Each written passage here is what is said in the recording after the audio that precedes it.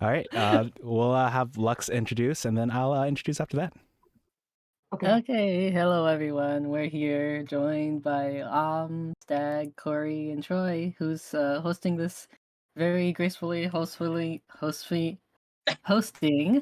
the North Poole Heist with us, the D&D one shot. Take it away. All right. I'm excited to have you all here. Thank you for agreeing to do this with me, Lux. Thank you for setting this up. This makes me really happy. To set this up, and I love the holidays. So and D&D. So yeah, I'm really excited to get this going. Any first words before I take you all over for the session from anyone? This is my first holiday heist. And Oh, that's not Elena's, I think. well, hopefully it won't be your last holiday heist. Very excited to see what's going to happen in this Santa zone. Okay. Santa. Hi, Reese. Hello, welcome in. All right, before we get started, does anyone have does any player or any character have a fear of heights? I forget to ask this beforehand because I think it's important to ask like what things to try to avoid. For example, I don't like spiders, so I actually replace all iterations of spiders in D&D with little plush spiders. So I mean, they're actual, but Aww. like the art, I cannot do the art. It looks all fleshy and jointy, not my jam. So does anyone have a fear of heights? No, I like spiders. You like spiders? Okay. All good. All I good like there. spiders. I I don't mean, think I have. Oh, sorry. in real life, yes, I am afraid of heights, but Gabriel isn't. Okay. Yeah. Okay, cool. I don't think I have any huge fears except like I don't really like needle. I don't like needle injections. Oh, true. That's valid. That's gross. Yeah. Okay. Well, don't worry. None of that is in your future. That's for sure. Yeah. Cool. In that case, I will go ahead and play some music. Feel free to again mute this on your own end, especially if you know you get it like you're like tired of hearing the same motifs and everything. But here we go. Okay, so you all find yourselves in. Look, it's a classic. Perhaps one of these days I'll run a one shot for you all where it starts in like a prison or something a little bit exciting. But we're gonna start with a classic. Like you look around, you'll see wood panels. You'll see the floors are made of wood. You're actually this is perfect because Max has just redeemed the hydrate for thirsty people on my end, and so if anyone here is thirsty, including myself, we should hydrate. And you all are in the perfect place for that because you find yourselves in what appears to be a tavern. You see you're all seated at one of various tables that are throughout.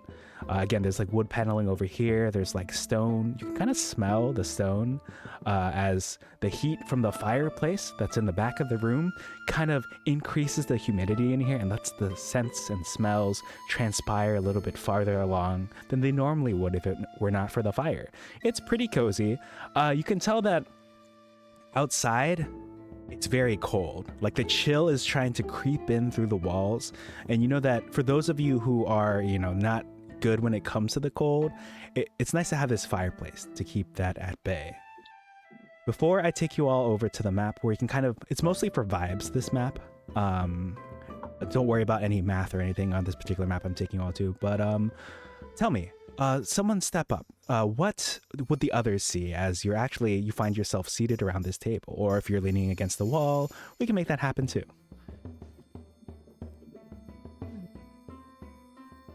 You would see a small gnome dressed in some fluffy clothes, tapping her foot very kind of like irritated and like just kind of ready to go.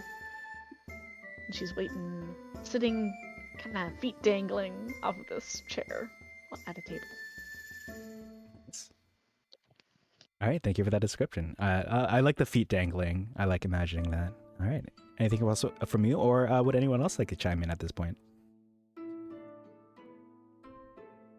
Okay, Elena is just walked in straight to this drow monk, half monk, not half monk, is a monk but has been really short on practice. Goes straight to the bar and asks for a beer and notices the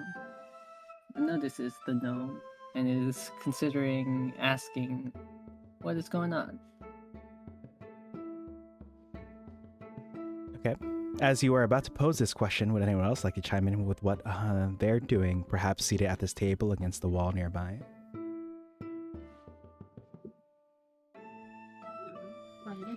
Or is it mine to go next? Gabriel, a blue dragon form with silvery horns, just walked into the tavern, looking around, planning to get a nice warm beer. Nice. He's in black and green leather armor, but for the most part, just looks ready to relax and seems in a cheerful mood. Ooh. All right, I will That's have nice. you just entering in, and you can definitely get all that your heart desires and more when it comes to drinks of that sort of nature. Thank you for the description. All right. I guess. Yeah, my guy who is he's like a half elf of some kind, who might also be part. Kind of looks like he's part drow. He's like he's sitting at a table, but he's looking around like shiftfully, as if trying to make sure no one is going, as if scanning everyone and making sure he's not going to get caught. Nice. All right, I'll go ahead and put you at the appropriate table. It's at this point that I will go ahead and take you over to this map again. This map is primarily for vibes, but it will come into play in just a bit for those of you on who have Roll20 up. And for the class, let me go ahead and remove the tavern background behind us. And you can see what map we're on. And here you are with your tokens. You should have the ability to move them, but if you cannot, let me know. It's at this point. yeah. Nice. All right. Excellent to hear. It's at this point that a lady will come out. She's those of you who will be able to tell, this seems to be an elf lady. She's coming over with she's got a notebook with her, and she is going around asking if there's any food or drink that you all would particularly like. So she'll go up to you people over here, but Pim, fear not, as she will make her way over to you as well. So she'll say, she has like this hood on, but she like takes off the hood. She's got this long blonde hair that goes down to like below her shoulders, and she'll say, "All right, what can I get for y'all?" Okay. Dooley's gonna look over at her and be like, I'll take a tall peppermint iced mocha. Yes. That's it. All right. And she's gonna wink subtly. Heavy on the red and white. Okay. So she'll say, "A tall peppermint iced mocha, was it? Tall. Yes, it's heavy on the red. And don't forget, lots of whipped cream on top, like a big, fluffy beard. And the wink is not so subtle this time. She'll say, yes, you're looking to down this particular beverage, am I right?" And not so many words, of course I am. Wink, wink. She nods knowingly, and you see her scribbling it down. You also see her, she lifts up the notebook a little bit, and you can, those of you with keen eyes can see that there's actually a note on the bottom that says, okay, when they say tall, it means this. When they say grande, it means this. Oh, man. She closes the notebook. She says, "All right, I've got you." Thank you kindly, ma'am. All right, she'll circle over here to Elena and Gabe, and then she'll go to Pim afterwards. But if you would like to come over and place your order post haste, you can do that as well. Elena originally wanted a beer, but was like, doesn't know about the plan, but like just finds the peppermint sounds really good. So she'll say, "Hey, that sounds really good. I'll have what she's having." Oh, you want a tall peppermint iced mocha, heavy on the red and white, heavy on the whipped cream like a beard? She says. She kind of like, she tilts a little bit her head towards you like, "Are you sure?" Yes, a beer. That sounds really, really good. I want it down so bad. She'll say, okay, you've come to the right place. She's like making some more notes in her notebook. You can also see on her notebook, for those of you with keen eyes again, you know that S that people make where it's like, it kind of looks like a loop, like an 8, a figure 8, or like an infinity symbol. She has a bunch of those on the Yeah. sides of her little notebook too. That's funny. All right, she's got your order in.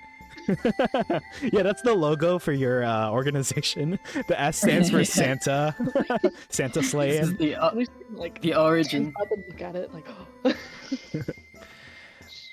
All right, she'll go over to Gabe and she'll say, all right, what can I get you?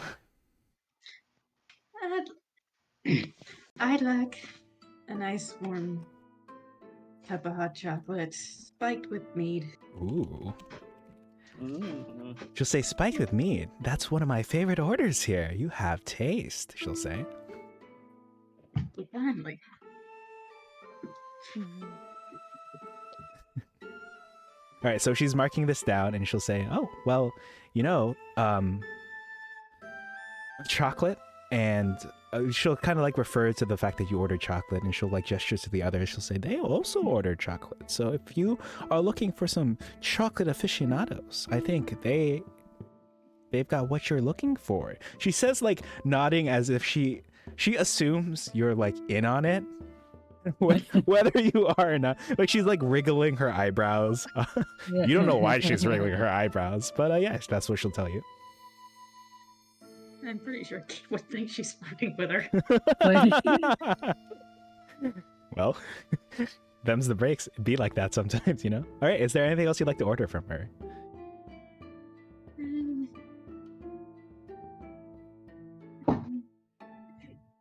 All right. She'll then go ahead over here to Pim, and she'll say, all right, and what can I get you?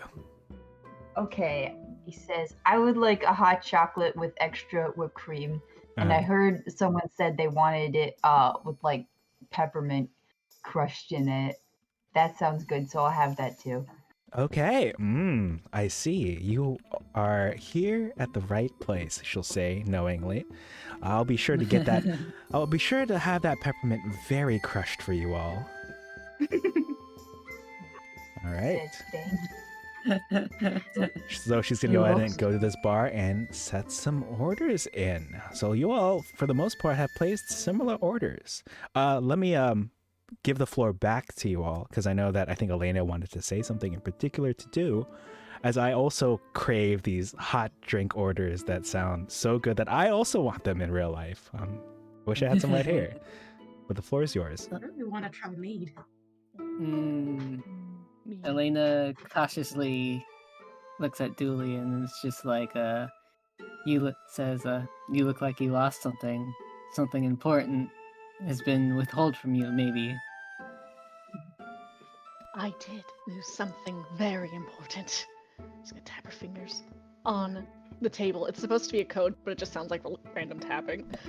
Oh. And you look like something has fallen far from your own grasp. Is this correct? Elena just nods and says, someone has failed to give me what is rightfully mine, and I have a feeling that either you have a good taste in drinks, or there's someone that you're after, or both. Julie's gonna sit just a little closer and lean over the table and be like, you want to take down the big man too? Oh, that's what the drinks were about. You didn't get that? It was code! Yes, that's exactly what it's supposed to be. But sound the down low. The big man has ears everywhere. You don't know if that drow thing in the corner could be at all that dragonborn, or maybe they could be allies. I don't know. We never know. Oh, We could only tell by the drinks they've had. that's true. Chocolate. What do you think? Maybe we'll know once we see what they ordered when the waiter comes back. That's true. Keep an eye out for chocolate or peppermint. I don't think as strong as we are, I don't think it's just gonna be the two of us able to take down the bigwig.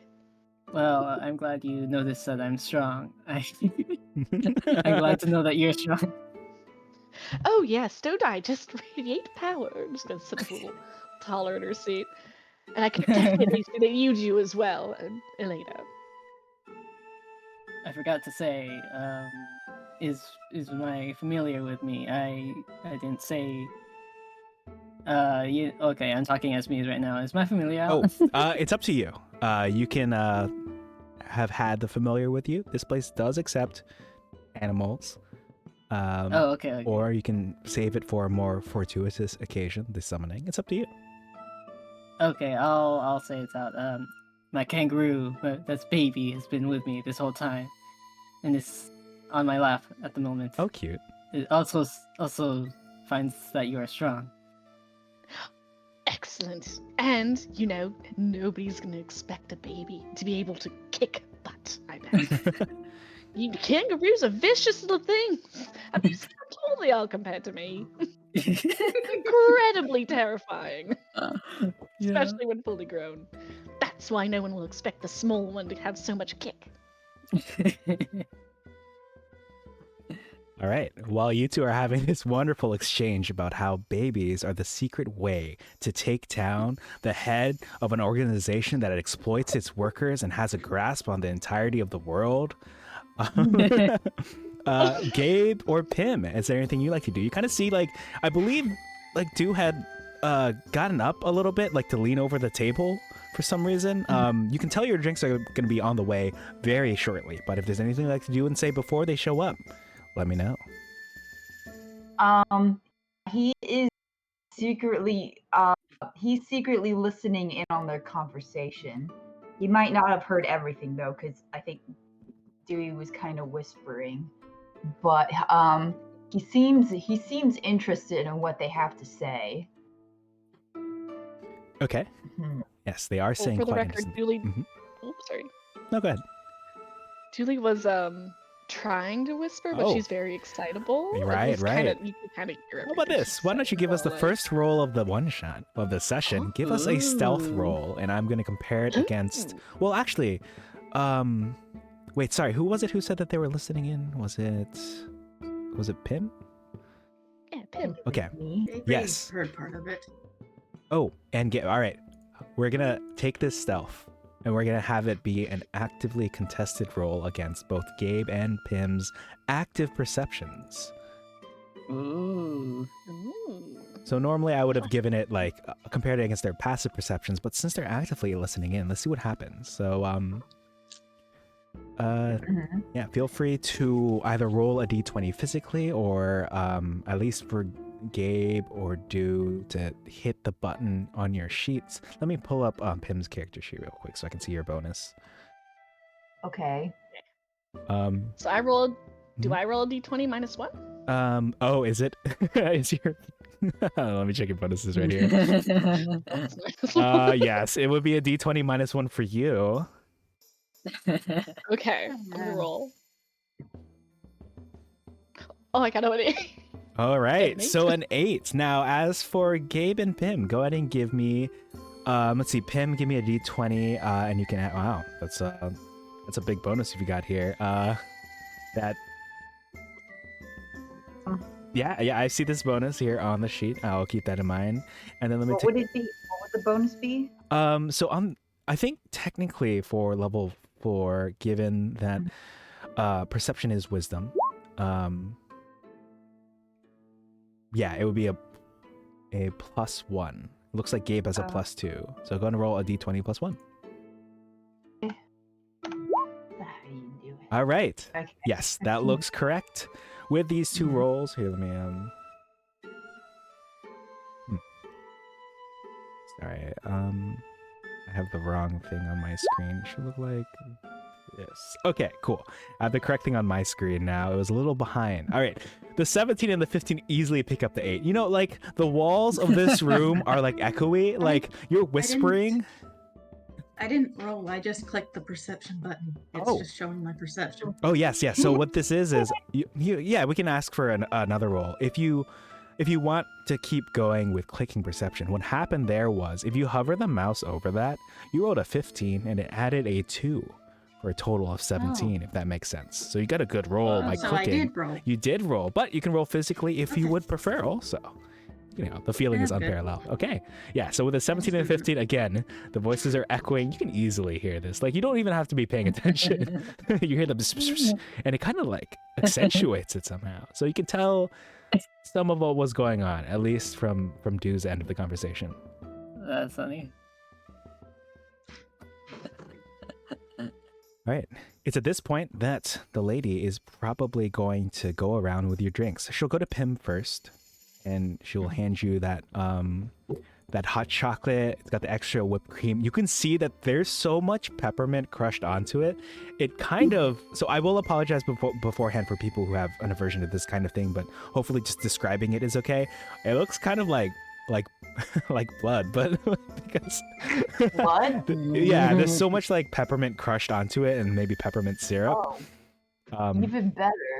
Okay, excellent. So she'll pop that there, and everyone else in the tavern can kind of see, oh wow, this person sounds like the right person for the job. She's gonna then go to Gabe and give you a warm cup of hot chocolate. This one is spiked with mead, as is her personal favorite. So she hands that to you. It's like in a nice, like, this one's in a red cup of its own, and she also hand over, there's like a little bit of extra mead in like a little bottle. Think of it like a little potion bottle, that in case you need to spike it a little bit more, you can feel free to do so. So she'll set that on the table for you. It's a thank you, hon, from Gaby. She'll say, my pleasure. And then she'll head over here with the last drinks, tall peppermint iced mochas, heavy on the red and white, heavy on the whipped cream. They kind of look like, well, beards. And also, like, the straw kind of looks like a big knife, actually. Like, I think like an ice. So those are the straws on your drinks. Should you choose to use straws for the iced beverages. So she'll hand that to you all, and she'll say, well, these are your drinks. I hope you all enjoy. Please holler if there's anything else you need. And she like flicks her hair, and she re-dons her hood, and she's gonna go ahead and step away. Thank you, ma'am. Thank you. My pleasure, she'll say. Curse of Strahd. That's great. All right, so you can all see each other's drinks, and you can see that there's quite a lot in common with your drinks. I'll give the floor back to you all in case there's anything you'd like to do. Oh yeah. Pim has a big dumb grin on his face because he's kind of a kid at heart, and he starts drinking it, and he seems to be pretty happy and satisfied. Aw, that's cute. Now I want to drink so bad. Gaby is kind of bobbing her head like she has a song stuck in her head and tapping the end of her tail on the wooden floor. Pretty happy with her drink. She takes a sip and just smiles. Like that's exactly what she was hoping for. Nice. Aw. Elena brings up to the gnome. Hey, look. She's tapping her foot. Is that the code? Oh, it is. Okay. Probably shouldn't swarm her. Let's go. Let's go. So she's gonna hop off the seat and just like take her drink with her. She almost forgets it, picks it up, and trots over to Gabe. Let me see. And Elena follows shortly after. I'm just imagining Dew dashing the hell over after that. Just zoom. Meow. Hello there. Down here, of course. Hi, my name is Dooley Seafair. Pleasure. Gabe peeks up or down, I guess. In a surprise, although a pleasant one, because hey, we seem like friends. He nods in greeting. Hello there. I'm Gabriella. Nice to meet you. Nice to meet you too. She's gonna hop up on the seat opposite. My name's Elena. Elena Ipsies, but if it's too long, you can just call me L. We saw your code. We know you want to take him down. Avery just blinks and tilts her head a little. You can call me Gaby, Gabe, or Gabry if you like, but who are we taking down? You know the one. And Dooley's gonna hold out her drink and kind of shake it a little bit. The big one. Mr. Peppermint himself. It blinks again. A bit confused but mystified, like, oh, I'm going to help these new friends take down someone? And then she kind of remembers the conversation. Oh yes, the one that seems to have wronged you, I briefly heard. That's right, he is a robber, a burglar, a horrible person. She's gonna take the straw and kind of stab it into the drink and take a sip. And we need your help to take him down. Is that right, Elena? Did you get that? And we are planning a sort of heist. But if the two of us, well, I don't think it'd be enough. Are you in, Gabriel? A heist, huh? And we get to fight some big dude who's robbing people? That sounds like fun. Always happy to write some remarks. Her horns spark a little bit more, as if in excitement, as there's always lightning climbing up the Jacob's ladders, but they spark a bit in excitement, and holds up her drink as if in a toast and takes a sip of it. Oh yeah. Julie's gonna like actively reach out and try to toast. Like just like taps. Second reach. Avery will Elena, help with that. Also toasts, and Baby Rogier also toasts in this little tiny cup. Shared with Elena. And Gabby, see, the baby is the secret plan. Those kicks are dangerous. Ah, here's the little one.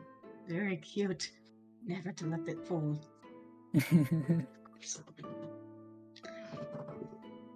Avery just nods, sort of knowingly, as she's seen how kobolds can be. All right, with this group over here, kind of with your heading secured, Pim, how is your drink looking over there? And would you like to? You see, like maybe something going on over there, a bit of a commotion. Is there any? Yeah. Maybe. All right. Maybe he thinks it's his time to go and investigate, or go make his move. He's like, he's drinking a lot. He's drinking a lot of the drink.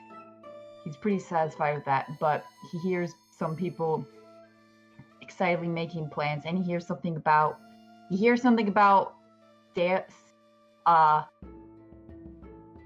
Santa and taking back what's theirs, which sounds pretty exciting because he's always looking for more things to possibly steal. Yes. Yeah, he's always looking for new opportunities to Don't we all? get his hands on whatever goods he can.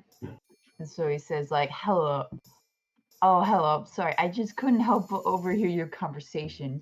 You were saying something about, like, Santa and, possibly going to the North Pole and, reclaiming property that may or may not have been yours. Oh, of course. I see you are a drow of good taste, then. I am Dooley Seafair. A pleasure to make your acquaintance, oh fellow hunter of Ooh, hunter, nice. simple artifacts. Oh, yeah. You are a gnome. I am And indeed. you are a drow, I see. It's nice to see some fellow Underdark people here. Ah. Well, my family is from the Underdark. I've never been there though, but You wouldn't want to go down there. At least I was tired of it. I wanted my freedom, but I'm glad to see you nonetheless. My name is Elena, or El. oh, Avery nice, is just nice to meet you, El. Nice to Avery is meet you. just happily observing these new acquaintances. Smiles and just says, "I'm Gabriella from Stormy Mountains, somewhere away." Oh, he Nice to says meet you. hello. He's a little intimidated by Gabriella because Dragonborn are pretty rare to find, but he seems quite curious to learn more about her. Dragonborn is one way to describe Avery. Yeah. All right. So- Okay. Now that the group is all together, there's actually a moment you all can look to the side, and you can see stepping out of the door is another elf lady. But this one you can see more of her face. She's gonna actually, she's looking around the room. She's like, imagine there might be a few other people around. Let me see. I'm glad you think so. She is cute. She is indeed. I love her a lot. All right, so she's gonna come over and she'll approach you all. She has her hands kind of wringing together, and she'll say, "All right, so are you all here for the event?" She'll say. You can kind of hear the wink in her tone, even though she doesn't physically wink, unless you might want her to. I'm not sure, but yeah, she'll address you all. She says, yes. Yes. He has no idea what she's talking about. He wants to know either way. Avery is definitely just running along, probably checking her out a little bit as a disaster lesbian. But otherwise, just nods along and holds up her drink a bit, as if to say, "Yeah, sure, that's why I'm here." Oh, you know what? Actually, when you do that, she's gonna reach into her hat and she'll pull out, there's a drink in there, and she'll raise it to you as well. And Nice.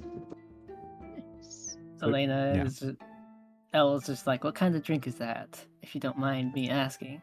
oh, are you asking the new NPC, or are you asking? Yeah, the new NPC. She'll say, that's a secret. Perhaps I'll tell you after a successful mission. Yes. Oh. Ooh. Mysteries abound. Raise up my drink as well. Okay. So tempted to have her pull out a second drink, but she'll just raise her. She'll quickly down it. She'll throw the glass away. She'll pull out another drink from her hat and raise it to you. What? I did not know you had such sleight of hand, ma'am. Oh, that was impressive. Well, yes, there's quite a lot that I can teach. And she'll go ahead and stand to the head of the table, and I will go and swap out some music. She could really down her drinks. Just like you all will hopefully be downing this Santa Claus fellow. So she'll say, "All right, well, I appreciate you all for being here. Here's the plan. We will drop you off some ways away from his factory. There'll be it's best to drop you off a little bit away so that anyone on watch will not actually see you all approaching. It's, for a successful event, we find it best to, you'll have to trek a little ways in, but perhaps along the way you'll be able to gain information and other things that will help you with the actual activity itself. Are you all ready to rumble?" I'm ready. He slowly nods. Okay. Avery looks excited after hearing about the factory. Perhaps she can finally get that spare part she's wanting, and she nods. Yes, absolutely. Oh, wait, spare part for what? For really anything. Oh, All right. And cool. assuming Dew's also ready to rumble, she'll kind of like walk away and towards this direction, and she'll say, could you all stand here in a straight line, please? She'll ask you all to line up here behind her.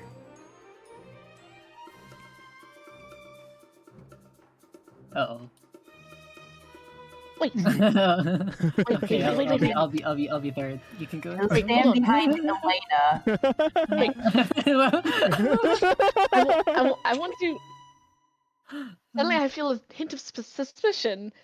Do I know Oh. if she's really Does working this with need to Right. be in a specific order? Yeah. So the order doesn't have to Can be I specific. inspect Those of you it? who are suspicious of this hot lady, I mean, if hot, why evil, whatever the saying is, go ahead and roll me an insight check, and I'll let you know what you know. Oh. Okay. Okay, when they get insight. Avery's excited and slightly horny, so it's So we would roll a maybe a d20. bit buzzed. Yes. So you would Oh, you roll know a what? In character, I d20, would be. and then looking at Elena your would be stats, let me see what you would I have add. insight +1. Okay, so go to roll a d20 and add 1. It's 4. Oh, we have Oh our my God. first nat 20 of the session. What have you got? Nice work. Oh, I usually mark who had the latest nat Wait, 20. no, it was not a natty 20. It was 19 +1. Oh, I'm sorry. Wait, I so- can't do math. You'll throw that there. The first dirty 20 of the session. Ayo. Okay, so with this a dirty 20 and the 18, you are able to tell that she has your best interest in mind, even if her methods may be a little dubious. But aren't all our methods a little bit dubious sometimes? That's right. You know that she's at least like for taking down this big honcho, this big peppermint. What is it? Like big pharma, big peppermint, you know? Trying to take that down. Yeah. She'll snap her fingers and her attendants will come to attention, and they're going to come over and they're going to hand you each a special backpack to put on, if you would so desire. Ooh. She'll say, all right, this will allow you to successfully arrive at your destination, she'll say. Nice. Is it my peppermint? Okay. Big old peppermint. He said, Sharpened into knives, right? The best way. Little spear. Avery takes.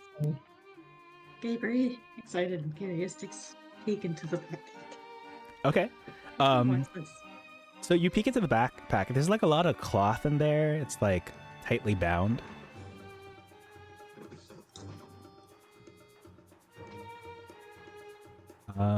But do you all take a backpack out of curiosity? Gabe does. Okay. Yes. Alright, that's a yes. And then Pim and L. Peppermint. Peppermint honed a spear. What is that? Ah, you take like a little big candy cane, right? And you like sharpen the end so it's a nice point. Spearmint. That's Spearmint, clever. yeah. That is a good name for a weapon. That is. That would be perfect. All right. Pim said, yes, give me. Okay. Hands you the backpack. And an L. You taking a backpack too? Yes, Elle would say, I love it. All right. You hear a chuckle from the lady who she forgot to introduce herself, but she introduces herself as Captain Cadence Sonetto, your point of contact for this particular expedition. And with all your backpacks in your hands, she's going to go over here. She's going to pull a lever. And you see this fireplace, you see the fire extinguish. You see like the mantle separate into two. You see the wall behind it slide open, and you see the open sky behind you. You realize you're in some sort of flying construct.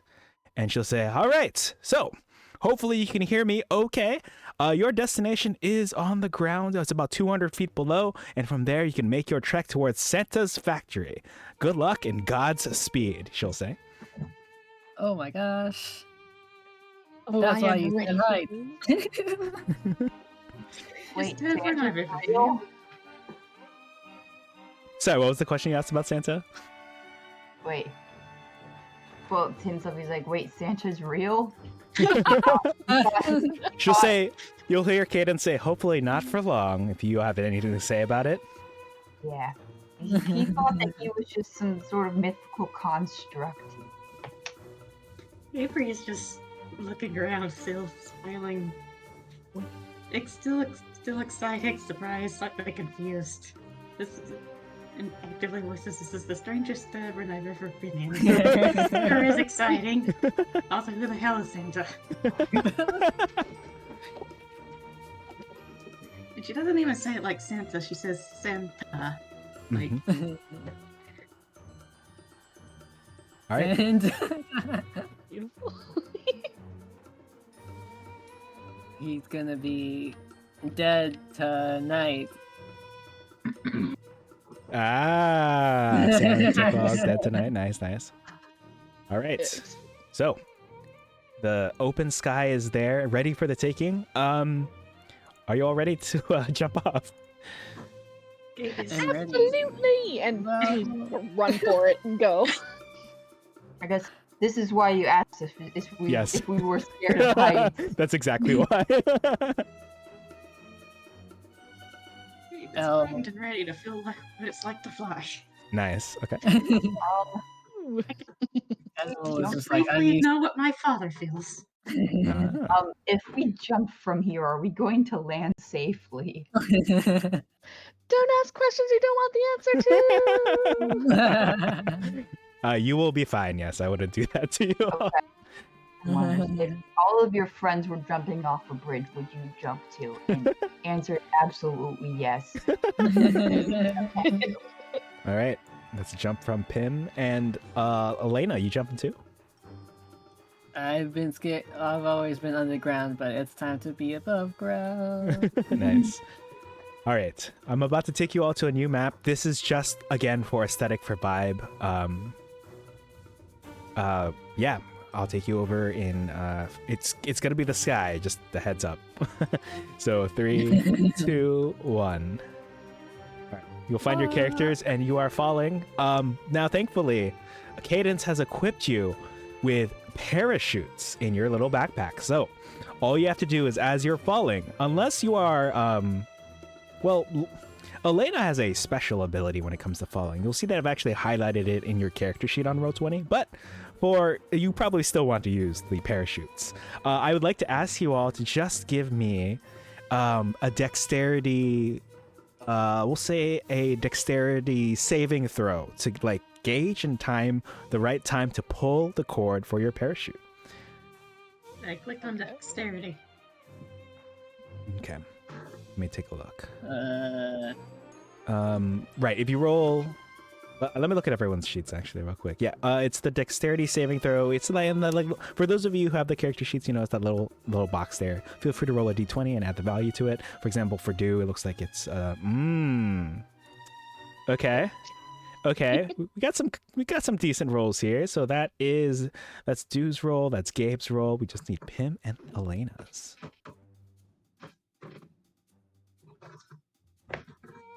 I don't remember what my What you remember? dexterity. Okay. Yeah. I have a plus. I have a 7 dexterity. So would it be like a 20 plus 7? Let me just take a look real quick. Yes, it would be a d20 plus 7. I do see that on you. And for Elena, it's a d20 plus 5. Oh, 5. Okay. Well. Oh, so Yes, I see basically, that. it's just a 22 for that one. All right. This is nice. It's the highest roll so far. And we have a 14. Okay. So the final values for this dex save are 13, 15, 22, and 14. All right. At the right time, you all are able to pull the cords on your parachutes, and you land safely on the crunchy snow below. It's very chill. It's very brisk.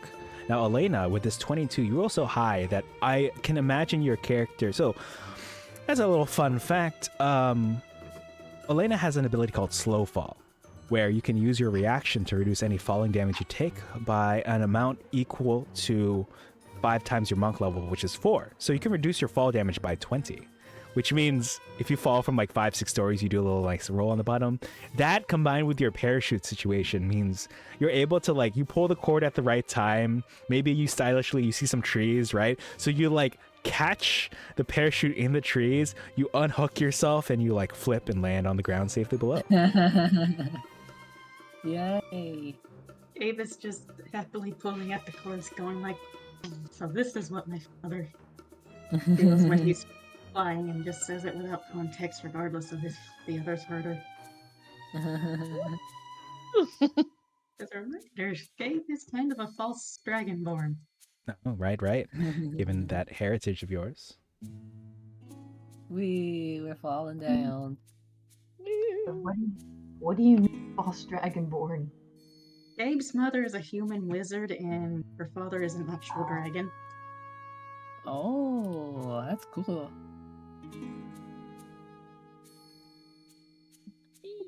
All right, I have Okay. a new map to take you all to. Give me just a moment. Also, I just found out you can draw. Yes, You can draw. the drawing is quite fun. Yeah, can you see? Can you see what I'm drawing? Yeah. Yes, I Oh, yeah. can.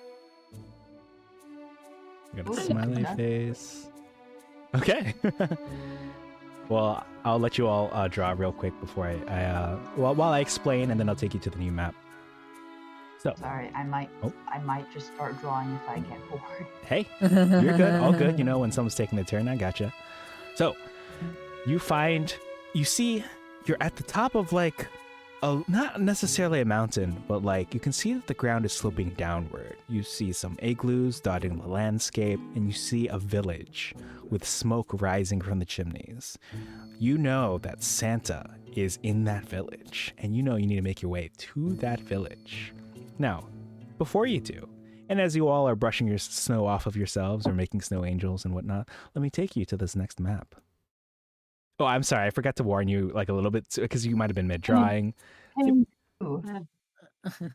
Oh, the penguin. All right. The penguin.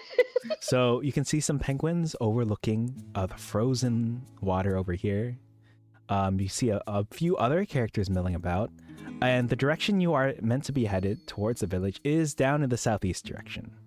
So you can make your way that way, but if there's anyone you would like to talk to or interact with, feel free to do so.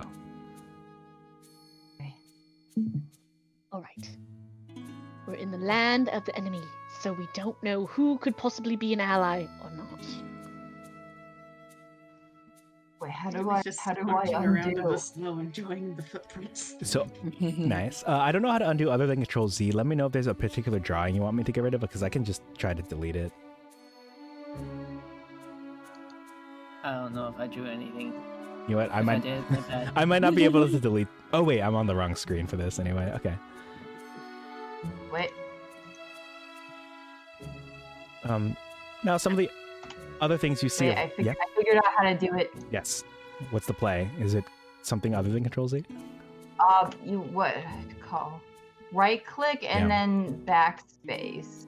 Oh, interesting. Okay. Right click on it.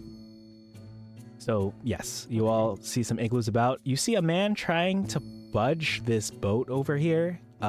You see two ladies by the campfire over there. They actually have a pot on. They have a few like cooking implements around. Looks like they're in the middle of making something.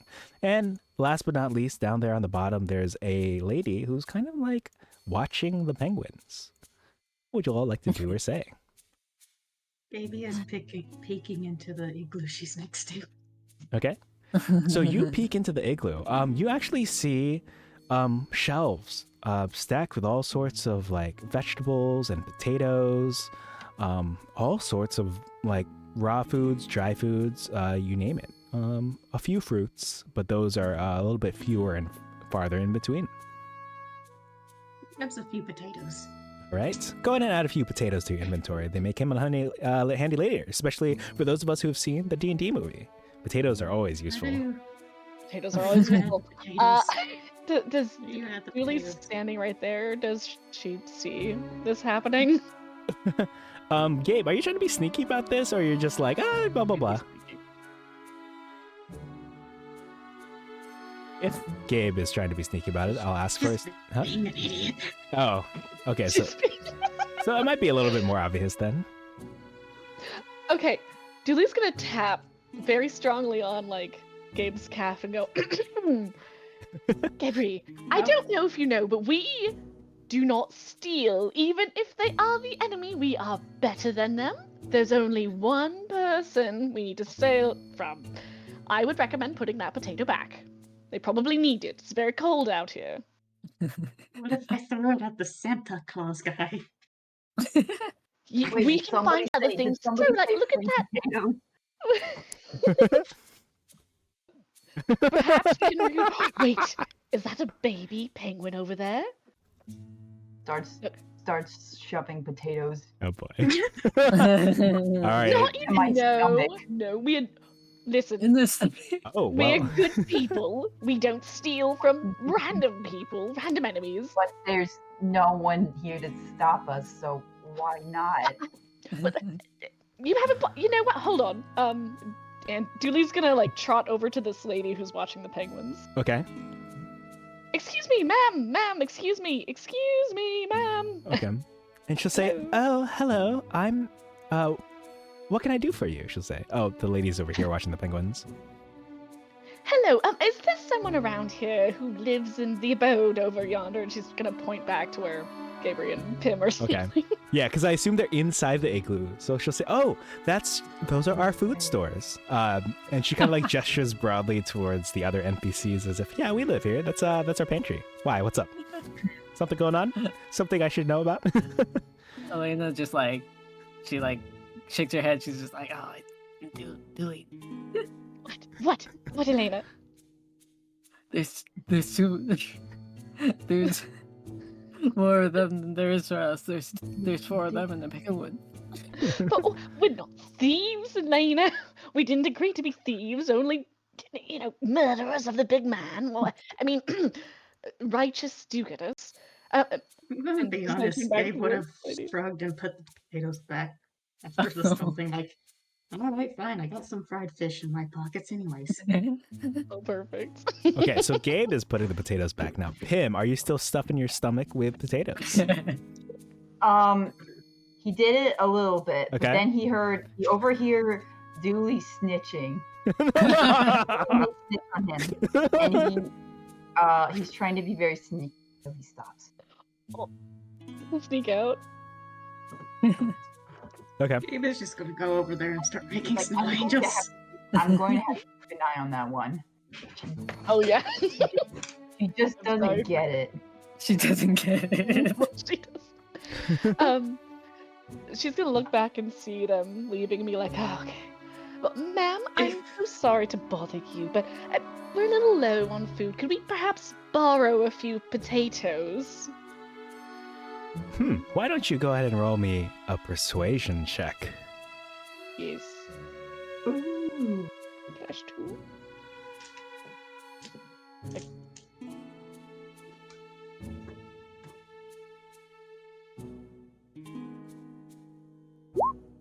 That's a 9. Ooh. All right, so she'll like kind of like wipe her hands on her robes. She'll say, "Oh, it's been such a hard winter. Old Kris Kringle down the hill has been stealing all the resources from us. It's been so hard to catch anything. I'm so sorry. We have such little food to part with."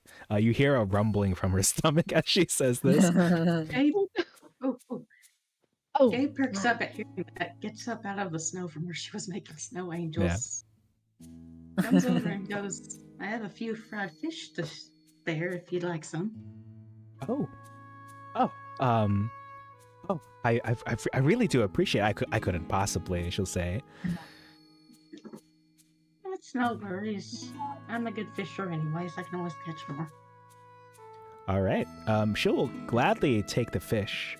She'll first of all, I'd like to grant you the first inspiration of the session for doing that. So go ahead and, you'll be able to use this down the line. I know in Baldur's Gate 3 you can stack up to what, like 4? Yeah.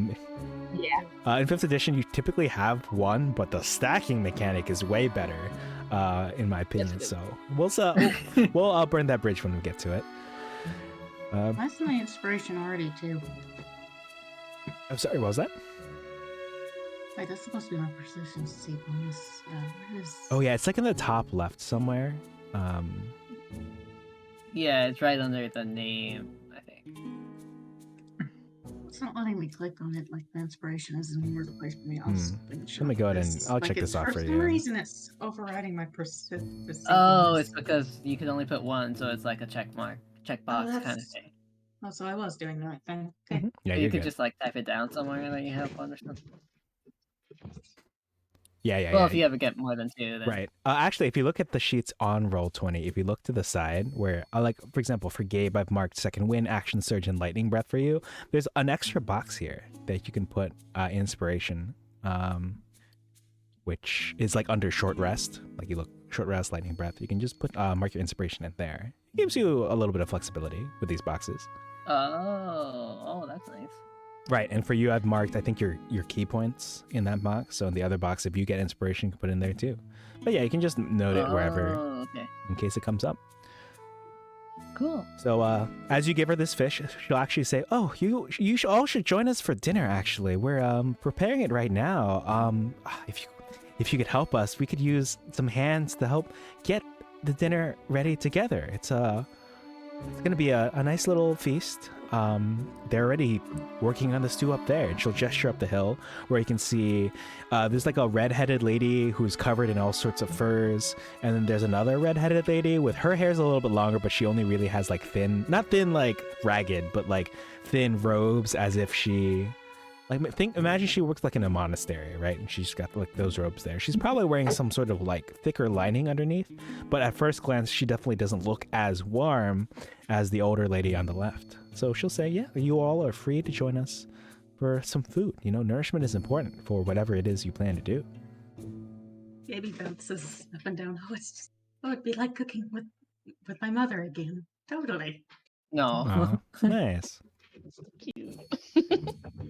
All right. So it sounds like Gabe's interested. Is anyone else interested? I say, Go ahead. he sorry. says, oh yeah, he says yes, but he's starting to feel like something kind of akin to guilt in his stomach for stealing their food. Now that he knows that they didn't have that much in the first place. But he turns around and like tries to see if he can get some food out of his like pocket dimension stomach. Ooh. Maybe. Okay. But people don't see. I won't reveal it yet. So I guess would I have to roll for that? Yeah, just go ahead and roll me a generic D20, and then based on your success, I'll let you know what you are able to pull out.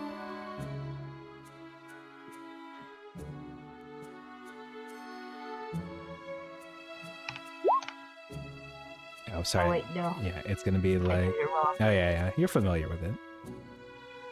It's just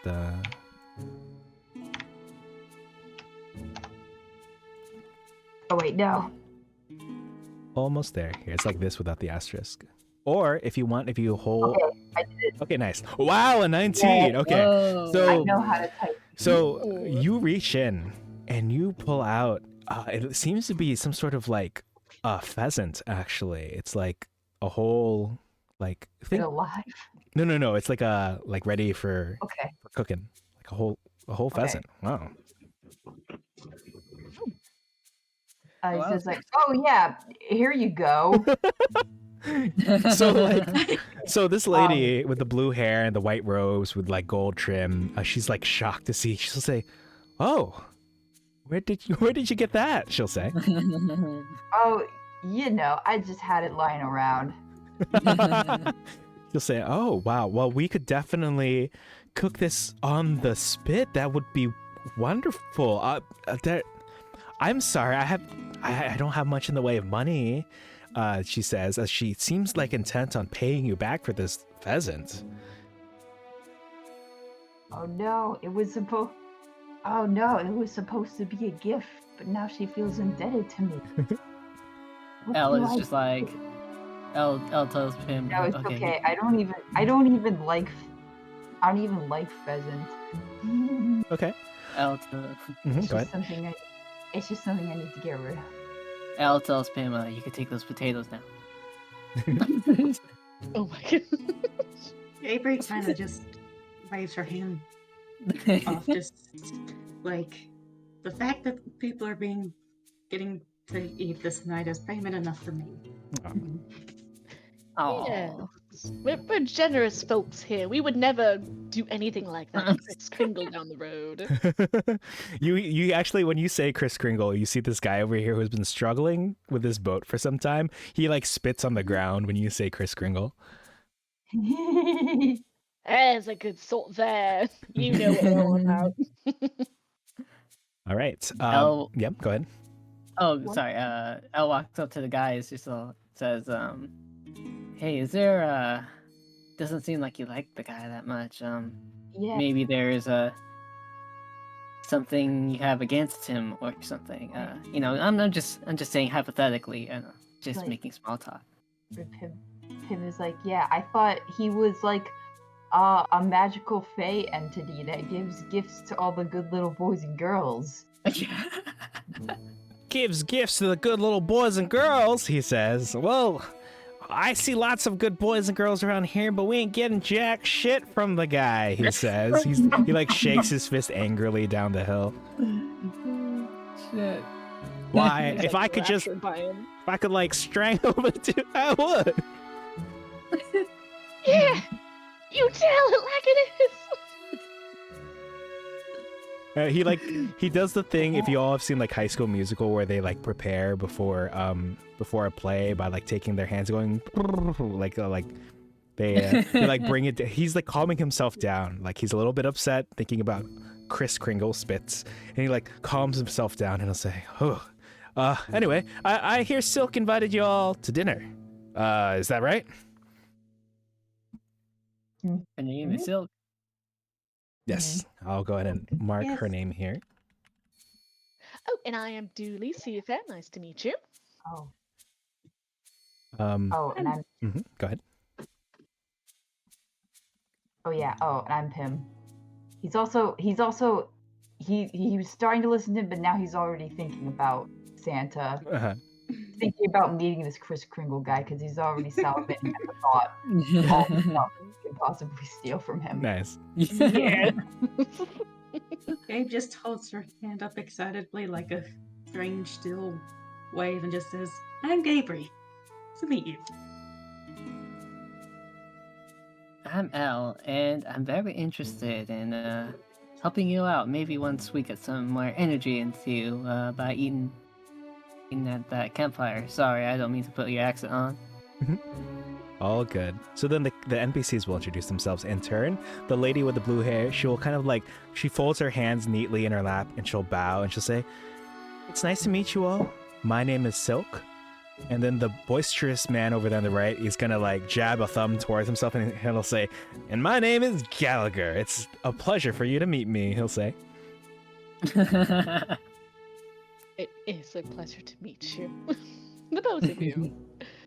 Silk will turn to you all and say, No, the pleasure's all mine," she'll say. And she'll, let me step, I'll keep her here. She'll say, "Well, for dinner preparations, we'll need someone to actually fish in the ice. We'll need someone to cut a hole in the ice, and then perhaps that same person or someone else to actually do the fishing." And she'll procure from inside the boat that Gallagher was struggling with, she'll pull out a little fishing pole and also like a little knife. Gabriel bounces up and down again, like, oh, I can fish. All I right. love fishing. Fish. So fishing for you. Gabriel would probably try to use her hands too. Oh, true. Yeah, you don't need these implements. Might be, yeah, depending on how well you can tolerate the cold. Good question. That water is very cold. Yeah, it's actually frozen over at this point. So I'm going to need someone to Yeah. volunteer. This can also be Gabe. I need someone to roll for cutting a hole in the ice and then someone to roll for the actual fishing itself.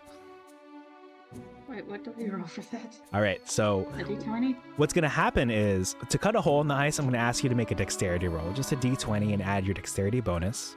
For the actual fishing itself, I'm going to be asking you to roll either a wisdom, a strength, or animal handling, your choice for the fishing.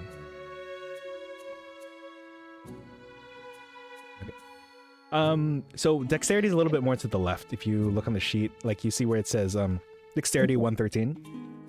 You actually click the word dexterity there, because that's a save. That's like, if someone casts fireball in your location, or someone throws you out of the back of a tavern and you have to pull a parachute to land on the ground, that kind of thing. Oh, that's a little unfortunate. Okay, so you're having a little bit of trouble cutting this hole in the ice. It's really thick here. Like whatever you're using, whether it's your claw or the knife that Silk handed you, like this is some tough ice. Perhaps someone else could take a crack at it and help you out so you can get to fishing. Gabe, are you having some troubles over there? This ice is tougher than expected. You want to give it a shot? Well, hold on. I'm wondering, can I cast Speak with Animals? And maybe I could ask those penguins over there if there's a good spot to just, dive in. Ooh.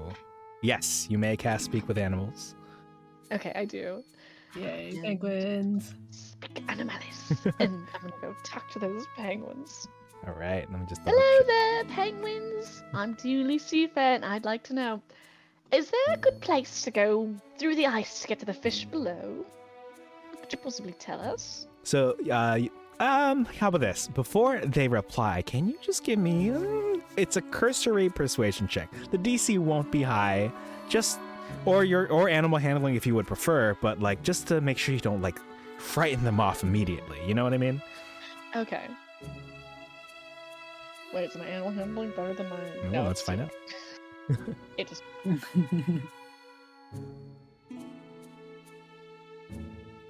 All right. Okay. With that 17, you hear the little kid say, "What? Wait. How? I can understand you," he'll say. And the older penguin will say, "Oh, that's a good point. I can understand you too. Oh, hello there. It's nice to meet you. What was you were asking, dearie?" she'll say. Oh, well, I was wondering, we're trying to catch some fish for dinner. Is there a good spot to go through the ice around here? Oh, yes, you seem like you have a good head on your shoulders. I'll tell you about the best spot to catch those fish. You see, it's frozen over. The water is hard. It's a little frustrating, but she will point out that if you go to this particular area right over here, this third hole, the other holes, they've kind of frozen over, but that hole there is the weakest point. She'll explain to you that she tells her son not to venture out that way lest the ice crack at that point. It's a little dangerous, but yeah, that's what she'll tell you. Thank you so much. Perhaps we'll catch a little extra to share later on, eh? Oh, an extra. Wait, yes, you're looking for fish. Oh, that would be wonderful. You hear the little kid say, "I like fish. Do you like fish?" Yes, I love fish. They are so delicious. I like fish. Yes, and maybe, you are a baby penguin, maybe there'll be a little extra for you if we have a little help later on, perhaps. We have a lot of fish to be stealing back from someone who stole a lot of fish from us, if you know what I mean. I like stealing.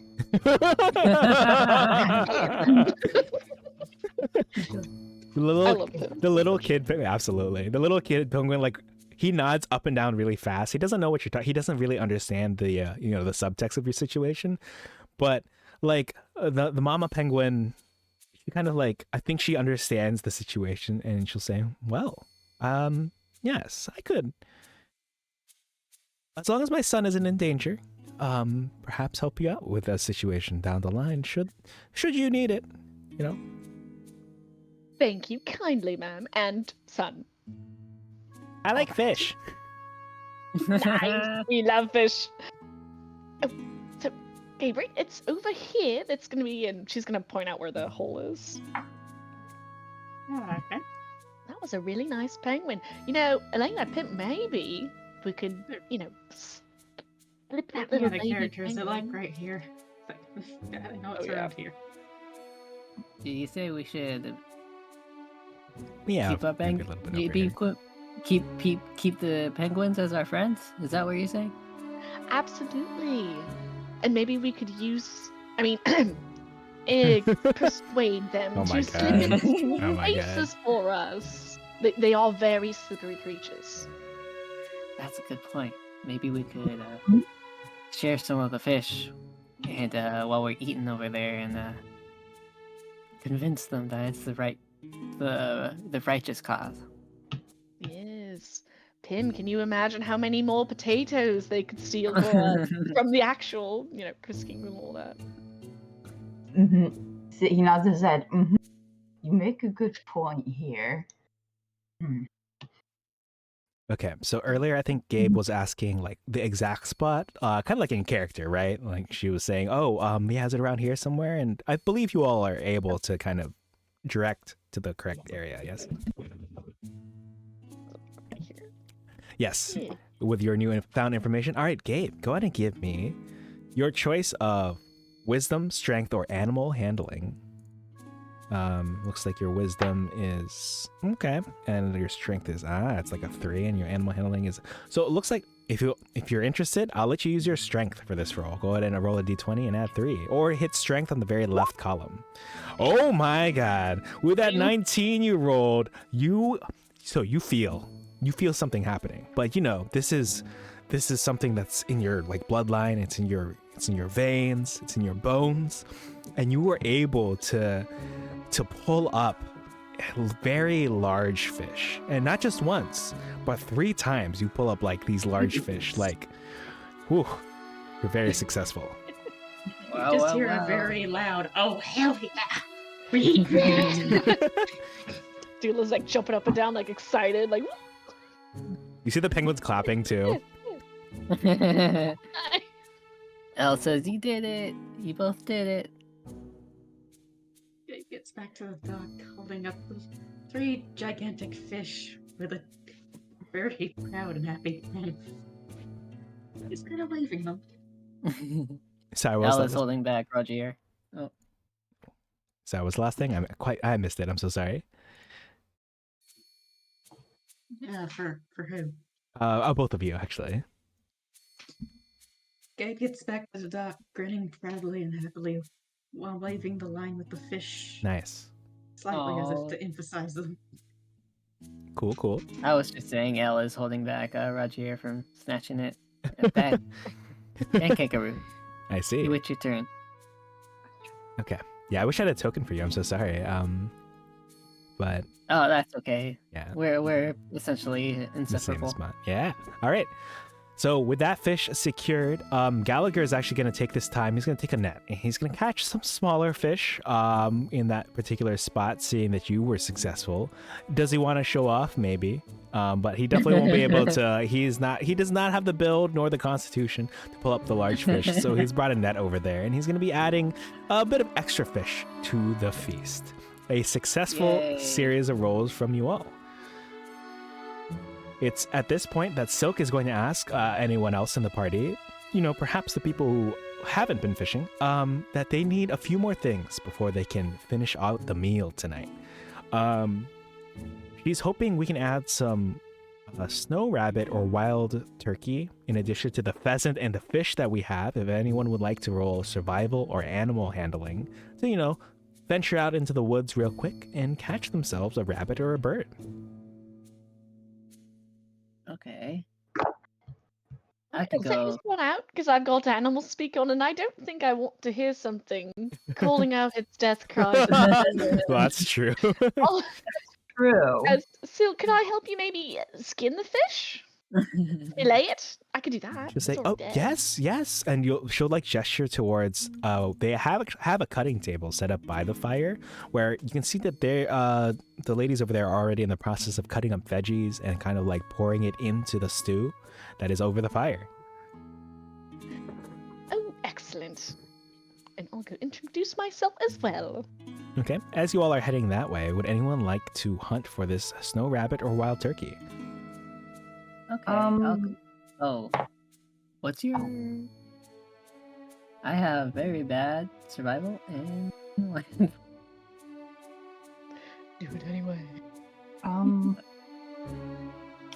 guess I could do it because I haven't been doing anything else. But he has +1 survival but +11 stealth. So would that count for anything? Oh, how about this? If you roll me stealth first, then when you roll survival or animal handling, like basically I'll give you a bonus based on your initial stealth roll. So stealth first, and we'll go from there. All right, so D20 plus 11. 14. Okay. It was 3 plus 11, so it's still good. Okay. Here's what's going to happen. I'll let you roll survival or animal handling, but because of the successful 14, you get to roll a D6 and put that on top. Think of it like, like the guidance spell, but a little bit better. Think of it like a bardic inspiration based on your sneaking around. Okay, Okay. so like 6 plus 1, because I have 1 Okay. for both of them. Okay. I got Oh. a 3. Yeah, that is unfortunate, but let's see with that D6. Maybe it can bump you up to a more acceptable number. Wait, no. I did roll a D6 already, Oh, I see. Let's see. and I got 3. Okay. Oh, I'm sorry. You rolled a D10. You're supposed to roll a D20. Oops. Okay, I'm just gonna do that. Mhm. I'm just gonna do that all again. I don't know why I'm messing up typing so much tonight. It's okay. D&D, like D&D, especially in person, shouldn't involve typing. So I appreciate your all's patience, dealing with this particular website. All right. So you've got a 14. Wait, it's also 14. Oh, it's because you also rolled a 3 for that. All right. And now, on top of that, because of your successful stealth roll, go ahead and roll just a single D6. We'll see what your final total goes up to. Mm-hmm. And of course, mean- yep. Yeah, I do have physical dice, but like Uh-huh. I don't want to mess that up either. Oh, I mean, hey, I'll take your word for it if anyone I wants to want roll it to be, physical I dice. want it to be as completely random as possible. True. Okay. So with this final total of 15, this is a successful nab of the rabbit that you see. So how are you let's call it taking this snow rabbit into custody. He looks into its adorable little eyes and says, I'm sorry, little one." And then I guess he does have a dagger, so he stabs it through the neck, I guess. Okay. I'm not sure what the humane way of taking this thing out would be. You what? Maybe he stabs it through Uh-huh. he stabs it through the eye so it like hits the brain stem. I see. You know what? I realize Because- yeah, go ahead. I know that's how you take out a fish. Oh. That's how you like humanely kill a fish is like you stab it through the brain so it's like instantly doesn't feel anything anymore. Learned something new tonight. Interesting. You know what? I realized after asking that question that I also didn't realize, like, wait a minute, I don't know how I would answer this question. I don't know about this particular set of skills. All right. But yes, you are able to, again, you're successful 15 for a final roll. You're able to, yeah, it is a little sad, but we're able to grab the rabbit that we need for the feast. Yum. All right, I guess I'll go back and join everyone All right. by the fire. Yes. So the rest of the party has come over here to kind of meet the others over here. Oh, I'm so sorry. I will be right back. I have to. We have a Okay. raid coming in. So also, if anyone needs to take a break at this time, let me. I will be back in just a few minutes. Yeah, I think I'm gonna take a quick break. I'll be back. Okay. All right. Hello, everyone. Welcome in. Thank you. Thank you, Willow. I appreciate this raid. Sorry that there isn't are an you alert sticking around, on. or are you taking a break? Let me Ah, actually let me deafen I'll them be real chilling. quick because I'll be chilling. is there a way I can Okay. okay. Dooley, what do you think about Hold on. this, I will be- camp so far? Be right back. All right. So let me shout you out real quick. I really appreciate it. Let me see what you were playing. You were playing. Oh, you're doing art. All right. What were you drawing? Hey Harlan, good to see you. Good to hear from you. Welcome in, everyone. Let me see who else is here. Mush Mother. Thank you for coming in. Oh, am I not visible on screen anymore? Oh, it's because hold on. I forgot. You might be wondering. Wait, where did I go? Well, I am not far. I am not long. You're drawing more Harlan emotes today. Do you have any sneak peeks? Okay, I'm back. Here I am. Oh my gosh. That is, I didn't realize that my model was set to, it was the Fuji model and not this model. But yes, hello everyone. if anyone wants to throw in some Harland emotes before I get back to the others. Oh, thank you, Mush Mother. I really appreciate it. Art tax. Yes, exactly. Like, you're here, you're doing the art. You got to show us what you're up to. Let me so welcome in a few more people. Mush Mother, again, thank you. Welcome in. Maruna, welcome in. Spooky Raid, I am happy to see it. Zeon, welcome in also. My name is Captain Troy Handsome of International Rescue. Please state the nature of your emergency. I run tabletop RPGs. I play Nintendo games. I play indie games. I love Harlan's model. I love Willow's model. I didn't get to tell you this. And I like the emotes that I've seen so far for Harlan, and these are cute. The salute, the smug, the heart. I'll be back in just a bit. I will tell them. They should be to Harlan's channel too. I'm excited to see that. Especially if, I don't know if you all do the whole, like, the better, hold on, what is it?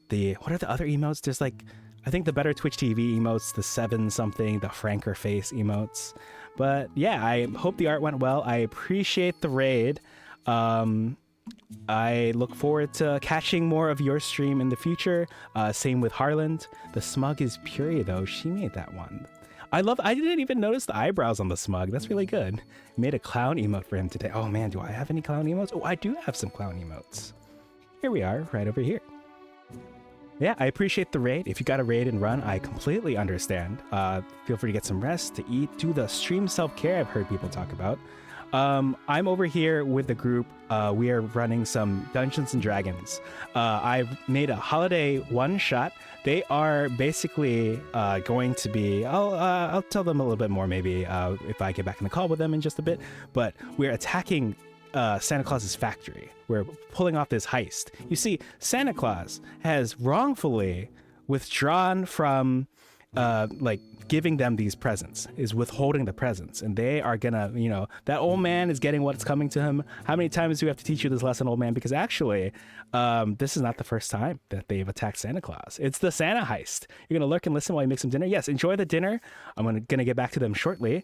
Yes, hopefully you can check out the VOD. It's been a great time so far. What are we? We're only we're less than an hour and a half in, and there have been some great times. So let me get back to them right now. Again, thank you so much, Willow, for the raid.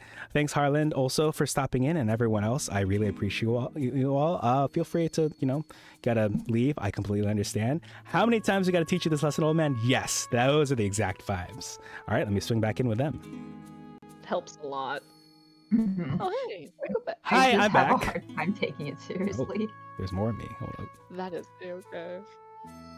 Hello. Hello. I'm so sorry I had to step away for just a moment. Yes, thank you for the lurk. I really appreciate it. Okay, are we all back from any breaks that we needed? Get a little bit snack, hydration, restroom, that kind of thing? Yeah. I'm all good. I just have a pack of Twizzlers beside me, so I just Ooh. snack on those occasionally. Nice. Yeah, you always have to have a snack, especially for these long sessions. Also, we just got a hydrate regime, so let me drink a little bit more of my drink right here. I have an Arizona green tea, and let me just mute myself so I don't like crack anyone's eardrums with this snapping. Just imagine the Minecraft sip noise. I just have water. I love water. Water is so good. Yeah. Water is legit underrated, just for the record. Like, people don't drink enough water, and that includes me. It's so Yeah, good. it's like the most hydrating thing I can think of.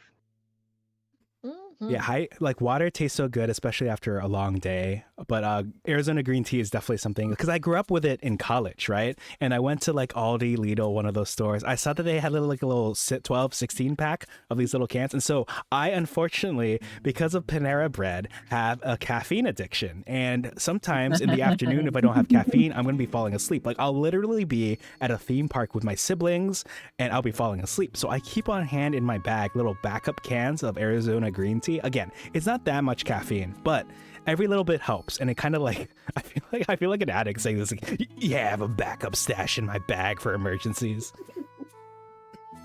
I like using coffee to calm down, because coffee calms my nerves. Oh, that's pretty cool. Yeah, if I could have iced coffee in my bag on hand, that would be cool. But I've been trying to avoid dairy, so hopefully like an oat milk coffee situation. Yeah. I guess you could buy some from the store. Sometimes they come in little bottles and stuff. Yeah.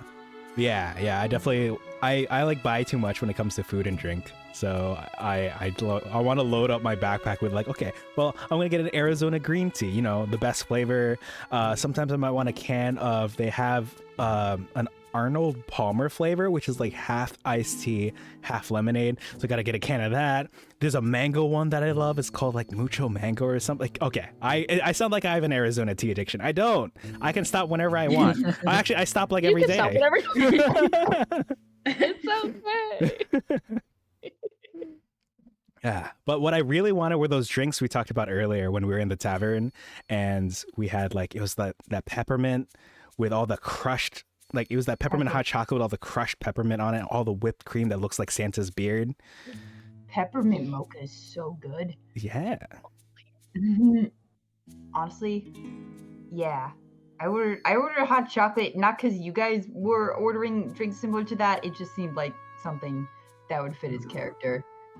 No, I'm glad you all ordered it, because the idea that this was supposed to represent, yeah, we want to, you know, wink, wink, take down Big Peppermint. And, you know, you have these, you want to down the drink and the peppermint that was crushed so much it kind of looked like blood, you know, wink, wink. This is perhaps something in our near future. It was nice. Oh yeah, I like how that was a nice coincidence. So I wish I had those drinks here. I wish I had, you know, like that tavern in the sky, whatever was going on there. But hot chocolate idea was sorry. Yeah, who ordered the hot chocolate first? It was Dew, right? Mm-hmm. Nice work. Yeah, hot chocolate was coincidence, but I did steal the peppermint idea from Ohm. Well, Nice. it all worked out perfectly. I love it. Yes. All right. I didn't know how Gabriel was going to get dragged into this the way it happened. It's so funny. I was also wondering. I was like, wait, how am I going to get you all on the same page here? And that was perfect. That and the code, like the tapping of the tail. The tapping, the secret sippies. Perfect. All right. So you all come up here, and these igloo people, these villagers, will introduce themselves. The woman on the right, she looks a little bit shyer. She has the hood over her head to kind of keep her ears warmer, and she'll say, "Hello, welcome to our humble village. My name is Ciara." And then the other lady will say, "And I'm Kirsty. It's nice to meet you all. I hear you're joining us for dinner, yes?" That's right. Yes. Why, yes, we are. And my name is Dooley Seafair. A pleasure to make your acquaintance. I'm Gabriella. Nice Like, to hi. meet you. Like, hi, I'm Tim. My name's Elena, but you can call me Elle if you like.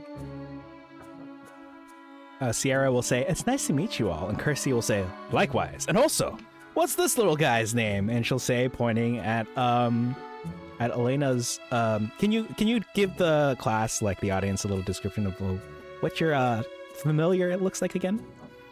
Oh yeah, he's just a little guy, a little kangaroo that Elena found right outside of the Underdark, all alone. It's a baby kangaroo, so he really likes punching and kicking, and Elena likes fighting, so they got along together. What were you saying? Oh yeah, I love that idea. Oh, thank you. And so Elena sometimes has a little pouch in front of her that she keeps it in, so they're pretty inseparable unless they need to be apart.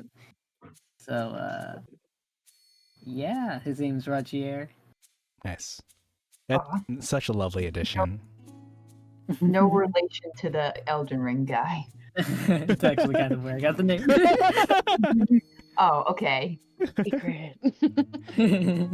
Oh, remind me to send you an Elden Ring meme video that I haven't watched yet, but like this just reminded me of it. There's this guy on YouTube who does like tier lists of like, or it wasn't really tier lists. It's like what this Animal Crossing character, what your favorite Animal Crossing character says about you, what your favorite Stardew Valley character says about you. But he did a little short where he ranked the Elden Ring bosses by a particular. Let me pull this up.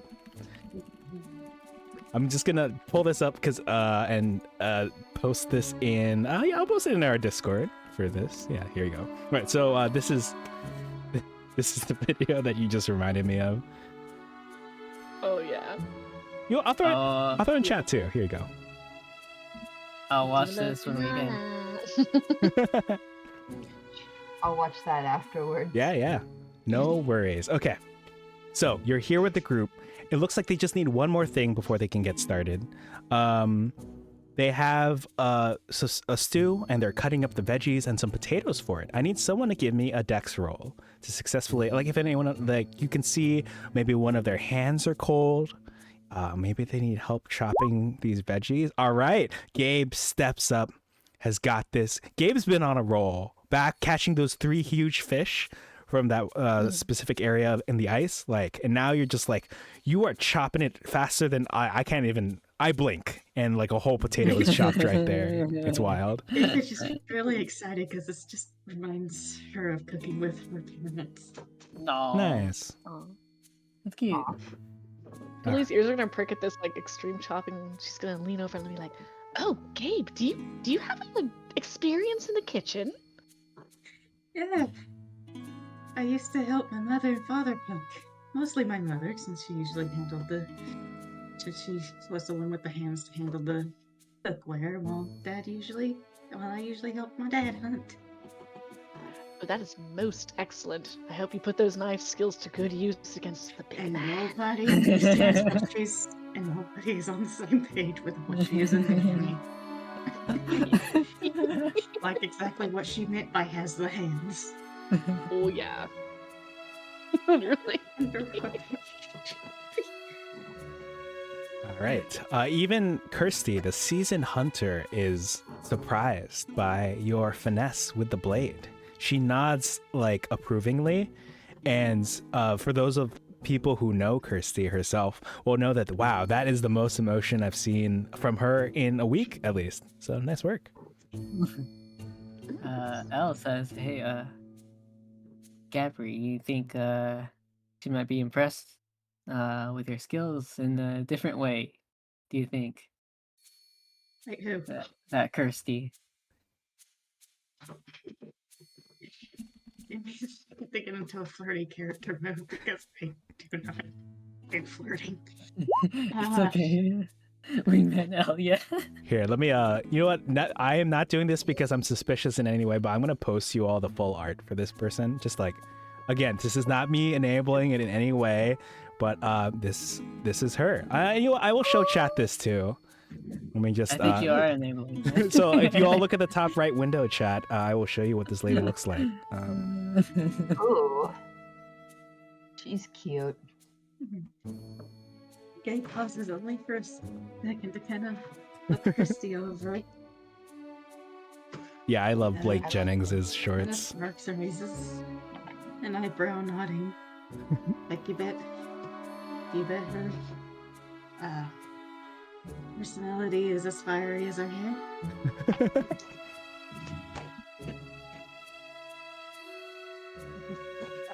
Wait, that wasn't directed at her specifically, though, right? I just have to double check. No, it was kind of more to Elena. Okay, yes. All right, so Oh, Elena, you're okay. wingmanning in, and then you get this question in return. Yeah. What do you think about her personality? I could ask her if she's mingle know. and ready to single. Yeah, Elle just like mixes up the words because she's a little nervous. She hasn't been experienced about this, but is still trying to be a wingman. Okay, so you want to ask... Oh, yeah. All right, go ahead. Didn't mean to cut you off. No. Dooley's just gonna be like, "Yes, Elle, do it. Yes, do it. Yes." Love, do it. Just like give a little push, a It's just gentle like, little nudge. I could do it, or I just urge you to do it if you'd like. Oh no, I think you got this. Gabe ends up, Pocket kangaroo.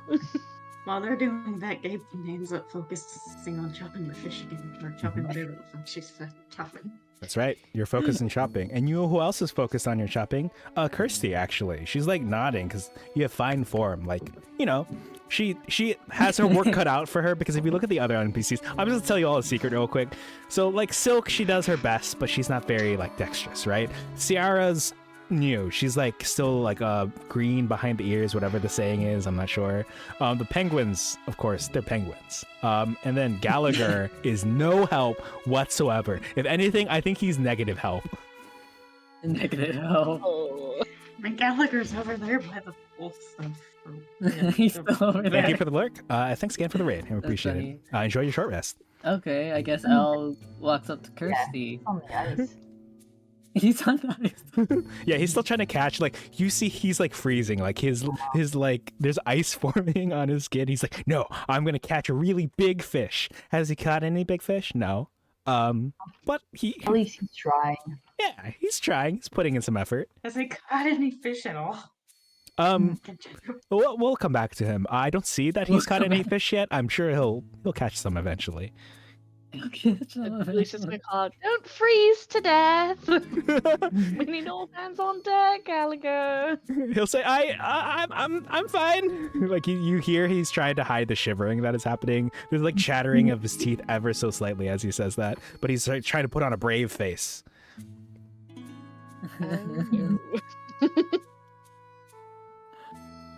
All right, so Okay, someone is rizzing up Gabe for Kirsty, right? Yes, lay it on me. What you got?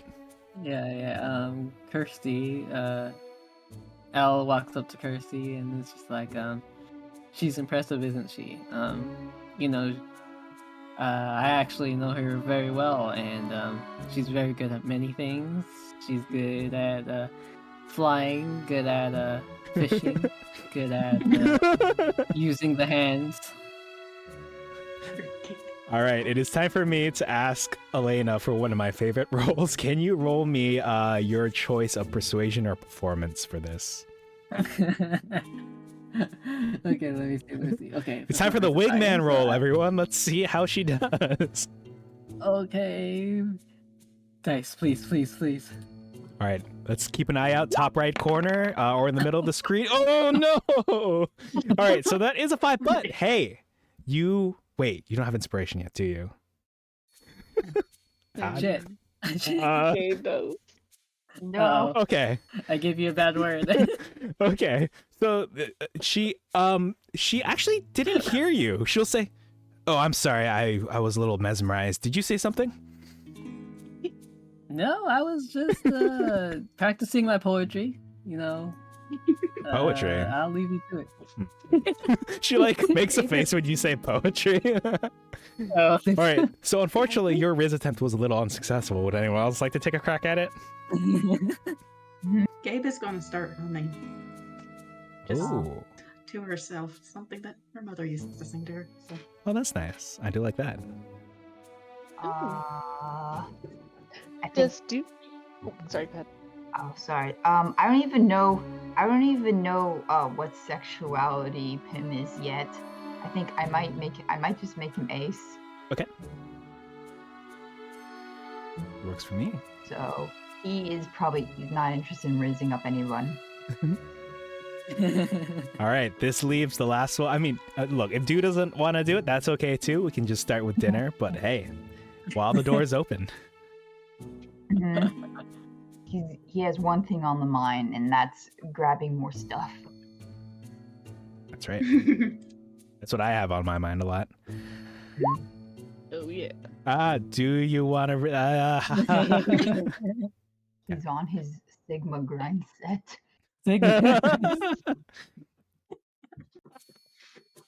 Dooley's gonna wander over to Pim. Now, so Pim, how'd it go with that rabbit? Well, I did catch one, and it is dead now. It's dead. Excellent form. Do you know how to skin one though?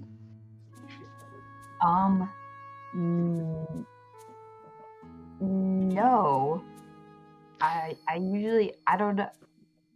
I usually just get them already skinned from the market. Cause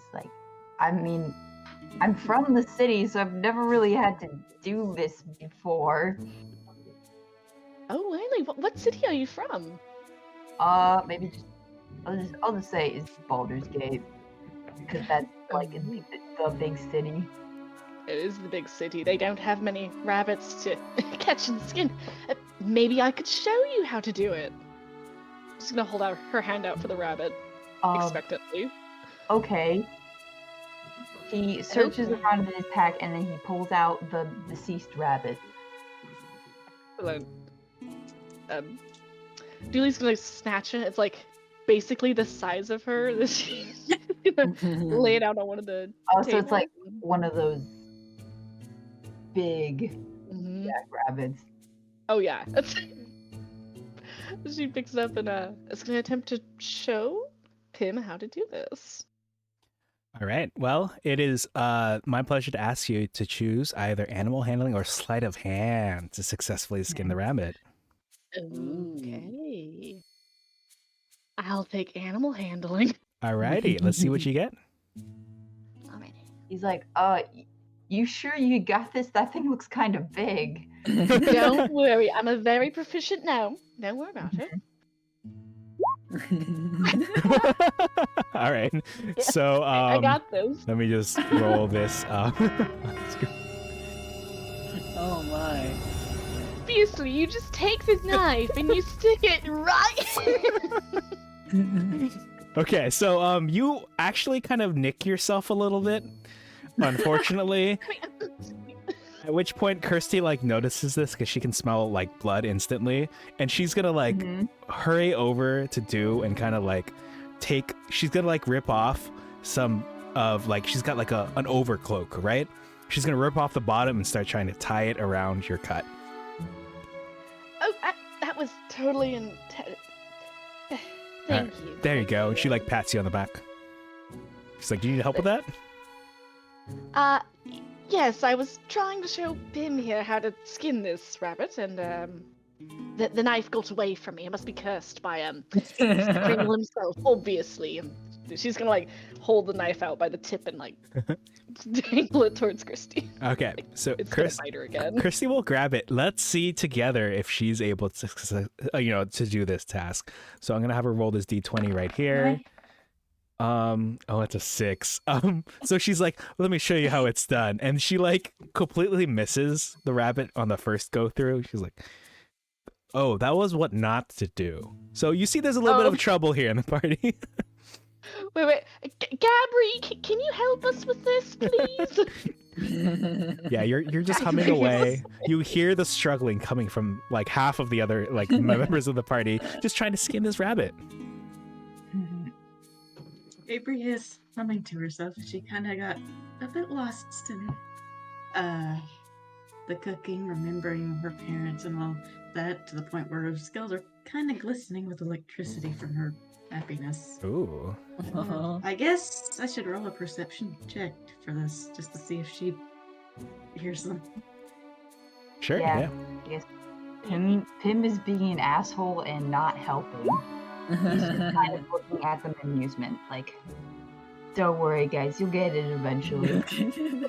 Keep going. I love that from him. Oh no, I'm sorry. We have a chatter on my end who is, we're talking about the rabbit we procured, but I think they might be. No, there's nothing to see here. There definitely isn't. We just it's a chocolate rabbit. Yes, from Chocolate rabbit. yeah, from Costco. Yeah. Costco. Look, I said, if you want to eat meat, then you gotta look your food in the eyes. Stab it to death. I have done that once with a fish. Oh my goodness. Does Gabri hear them with the perception? Yes. With a 13, yes, we'll be able to go over and. If you would like to show them how it's done, I'd like to ask you for your choice of sleight of hand or... Wait, what was the other thing I asked for? I'm so sorry, I completely forgot. Where are my notes? Animal handling? Yes, okay. Sleight of hand or animal handling, if you'd like to show them how it's done. Taking this chocolate bunny and unwrapping it perfectly. Elle is just like, this was Avery you. is definitely happy to help. She may be shaking a bit from excitement at this point, but maybe that doesn't get in the way. Oh. Oh. This fish. There's something about this fish. Maybe it's magical or something. Just the fact that these rolls Oh, you're just too excited, right? Why not? You're jittery with like Why not? literally electricity. Wasn't the fish fine? It's just the rabbit. Oh, I'm sorry. I meant the chocolate rabbit. Yes, that's my bad. I completely forgot. Wait, I have a question for Gabriella. Hmm? So, would she cause like static electricity to form everywhere? Like, would everyone's hair be standing up right now? Oh shit, that's funny. If they were standing too close to her, maybe. I'm right next to Gabby. Oh yeah. Also, fun fact: did you know that snow is actually a bad conductor of electricity, despite being frozen water? Oh, thank goodness. Oh, I did not know that. Well, then I guess interesting. it's a good thing we're in snow then. So there's no problem. If this were 3 years ago, I would have given you inspiration for that. Elle's just like, that's one tough bunny, you know. All right. Elle, Tim, you've seen how it's not done. Can you show us how it's done, please? Yeah, we've had Rabbit is 3 just people try so this. It's up to you, Elle. You may have whiffed the Riz, but it's time for you to, take this chocolate bunny and unwrap it perfectly. Well, I usually ask for delivery from Gate Dash, but Stop! maybe Gate Dash? I did there. I'll try my hand at this. Let's see. You said either sleight of hand or, Or animal handling, yeah. Okay. Well, thank you so I'll much. That try means a sleight lot of to me. I hand. really appreciate it. I'm having a good time with these She, people. Stretches her hands and. All right, finally. All right. So, if you'd like to describe how you're, taking charge of the situation, showing everyone, including Kirsty, who, tried to show off earlier. You finally got this one here. She notices the cuts in the various areas and just sort of uses that to her advantage. She has no idea, but with luck, she's able to somehow manage to do it. That I is think Avery will go back to beautiful. the fish at this point. Yeah. Like, they got the rabbit handled. Avery will go back to the fish. Nice. Excellent job, Elena. That's exactly how it's gonna feel when we take that knife to Kris Kringle. I was just like, do you think everyone's gung ho about that? Like Kirsty and Silk? I mean, they mentioned him, right? In a negative, like Gallagher over there on the ice, right? Spat is his name. And I guess Dooley's gonna her ears are gonna twitch a little bit. She's gonna be like, oh, did I just unveil this really loudly? I'm just gonna look over at the others and be like, are you part of the sleigh bells? So, I assume you're directing this at Kirsty and Ciara, like the NPCs? Yes. Yeah, asking them if, hey, are you a part of our group sent out to, to find and kill Santa Claus? Yeah. I got you. I get what you're putting down. Okay. Yeah. So Kirsty looks up at you, she kind of raises her eyebrow. She's like, what? I slay animals? Is that what you're talking about? But Ciara, she's she has her fingers together. She's like looking around as if not to make eye contact. She's a little shy. She's pretending to not have heard you. She's like, oh, look at this. And she bends down into the snow and she's pulling out, oh, look, a twig. Why isn't this neat? Oh, I'm gonna look at that twig and insight check the twig. I mean, Ciara. Okay, go ahead and give me an insight check for this. Her, deception is not particularly high, but so yeah. Let's see what you get. Okay. 20 plus 4.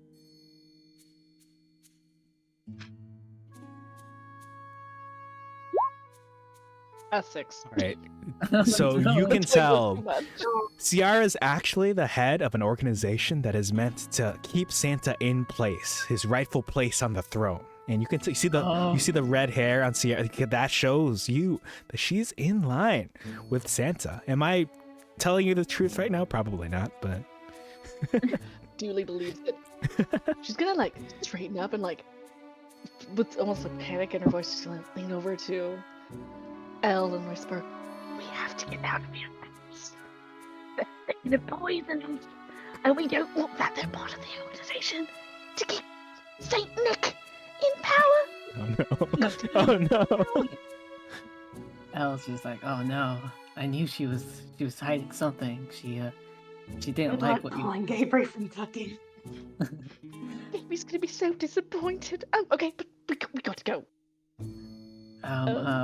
Let's ask him what he thinks. Yeah. Good idea. Okay, maybe like roll for insight. Yeah. Wait, did you want to, or did you want them to roll insight against you? Wait, no. Maybe like roll for investigation or insight to see Ooh. to sniff Sierra out. Yeah. Go ahead and give me your choice of insight or investigation. I'd prefer insight, but I won't say no to investigation. Okay, I'll do insight, but it's +1 either way. Oh, okay.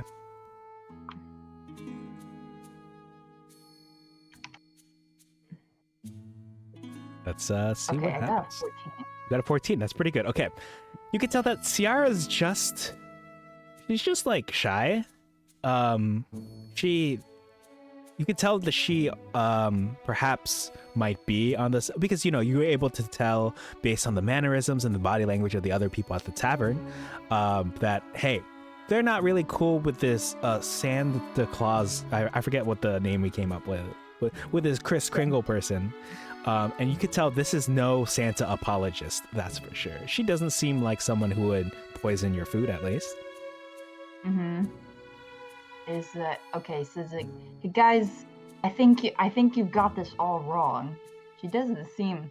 I don't think she seems like someone who would be in line with Santa. I mean, she's suffering with everyone else. I mean, no, she's a part of the village, and they're all suffering from this Kris Kringle guy. So maybe she's just being really shy.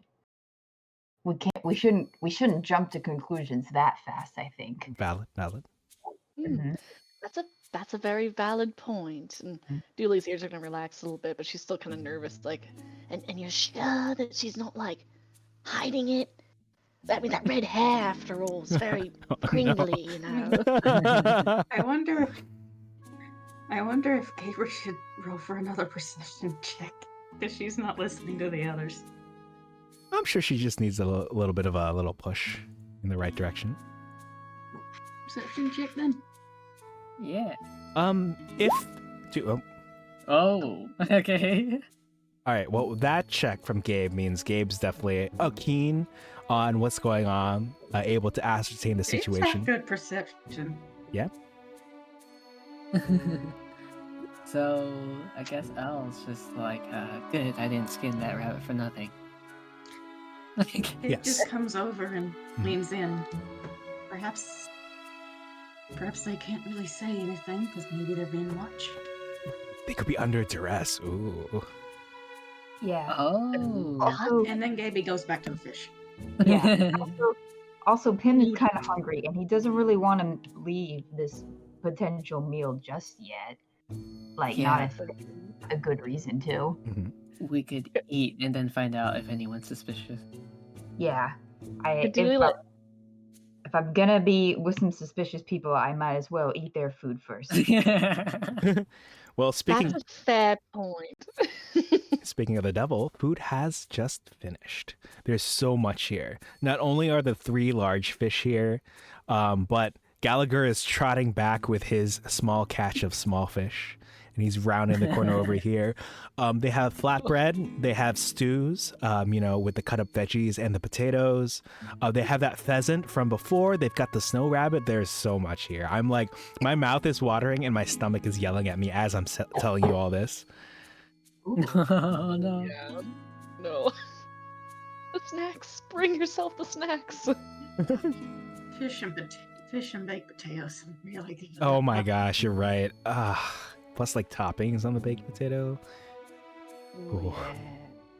Ooh. Now we're getting hungry, aren't we? Yeah. With a nice warm bowl of stew at the side and a cold day. All right. So is there anyone who isn't interested in consuming food? I just want to know for my records. That's not a trick question. It's just like a...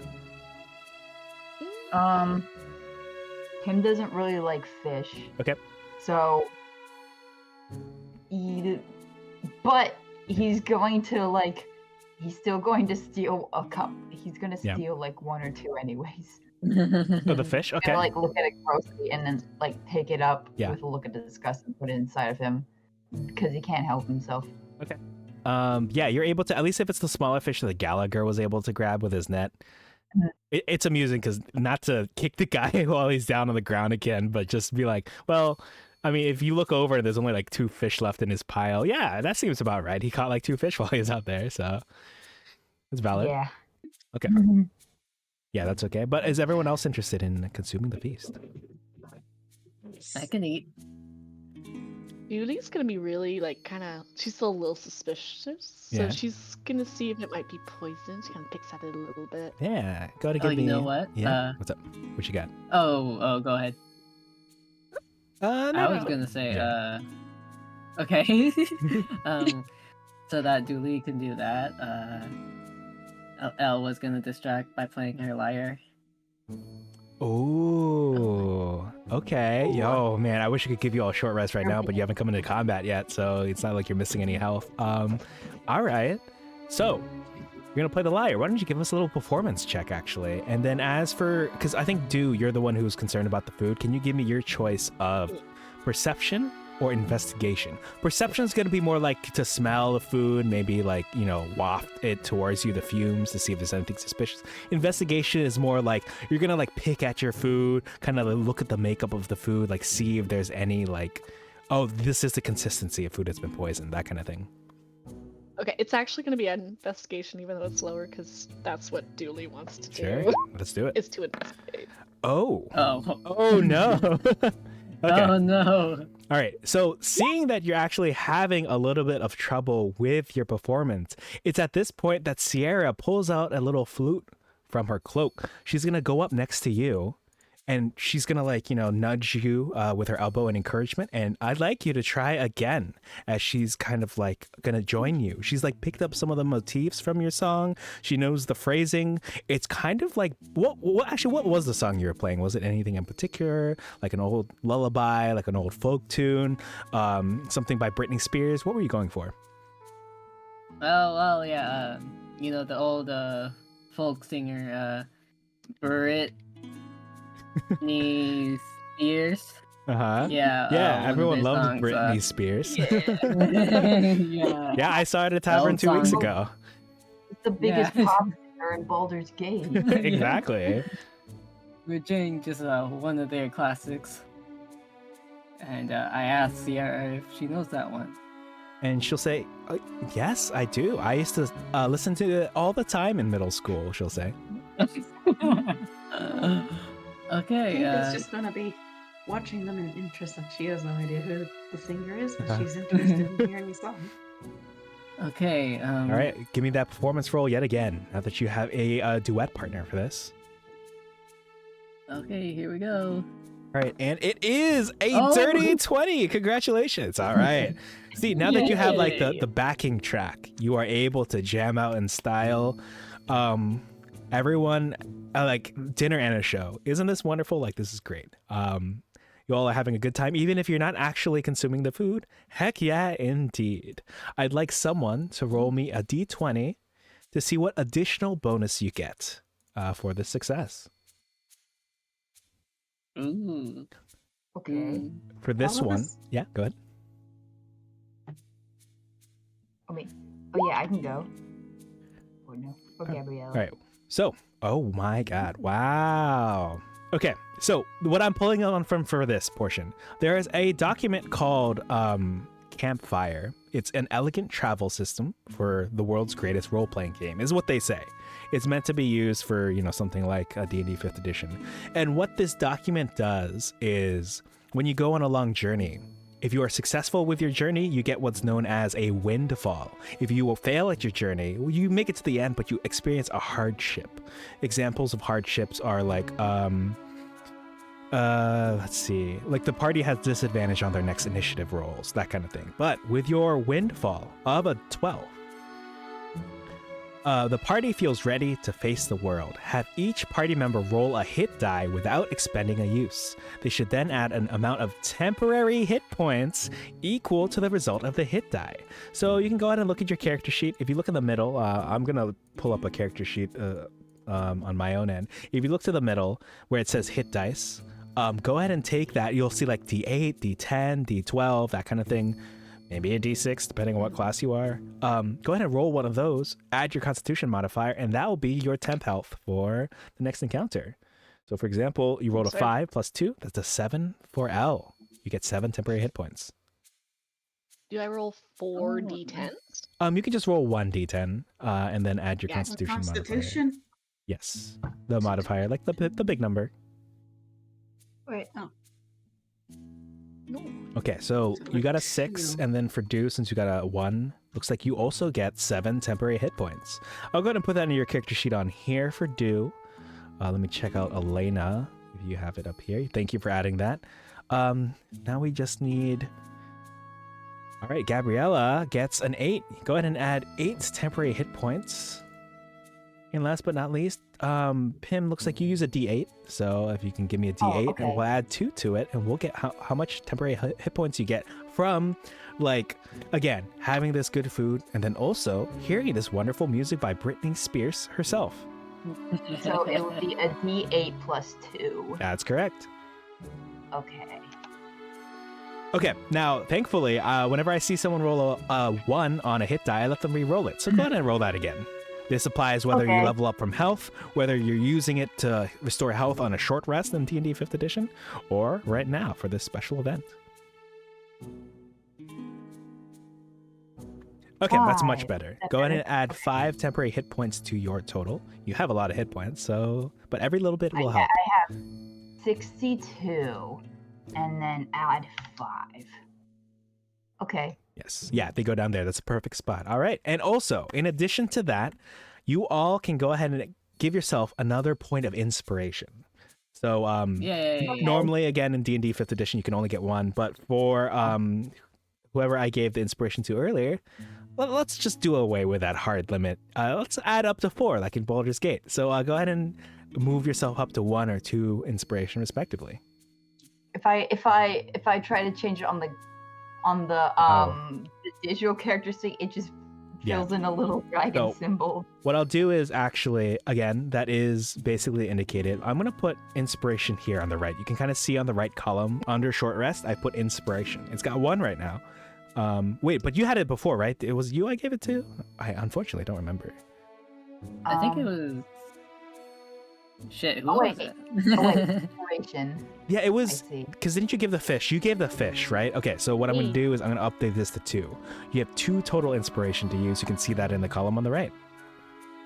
Okay, so we each get 2. Well, the others have 1 right now. You have 2. You're in the lead for inspiration. Not that it's a contest, but... Oh, cool. I have 2 as well, I think. Oh, okay. Nice. Because I got inspiration from the fish. Was it you who handed over the fish? I see. Okay. All right. Yeah. All right.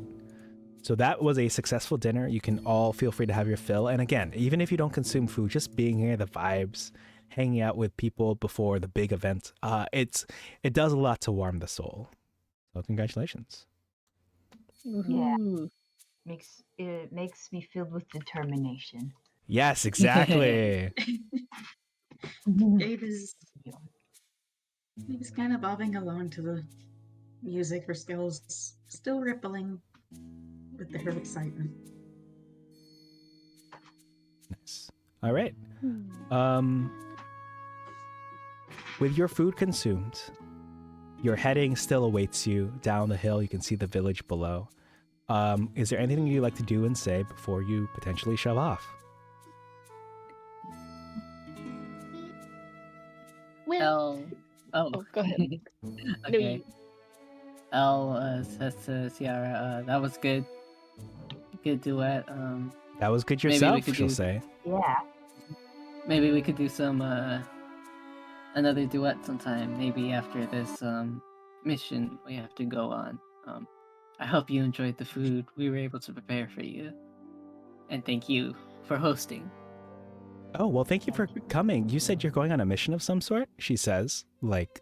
Oh, did I say mission? I meant traveling with my friends. It would be funny if like your eyes look down, you see like a I Heart Santa pin on her cloak. Okay. She'll say, well... We are Yeah. humble travelers. She'll say, good luck with your travels. If there's anything you need, you know where to find us, she'll say. We're just traveling through the fog. Traveling across the fog to find the lands between. Yeah. Yes. Hey, that works for me. That's believable. Gabriel stands, grins, and does a little bow, saying that this was fun and that meal was extremely lovely. And it was especially lovely to spend time with some fiery-haired beauties, and winks at Chris. Aww. Okay.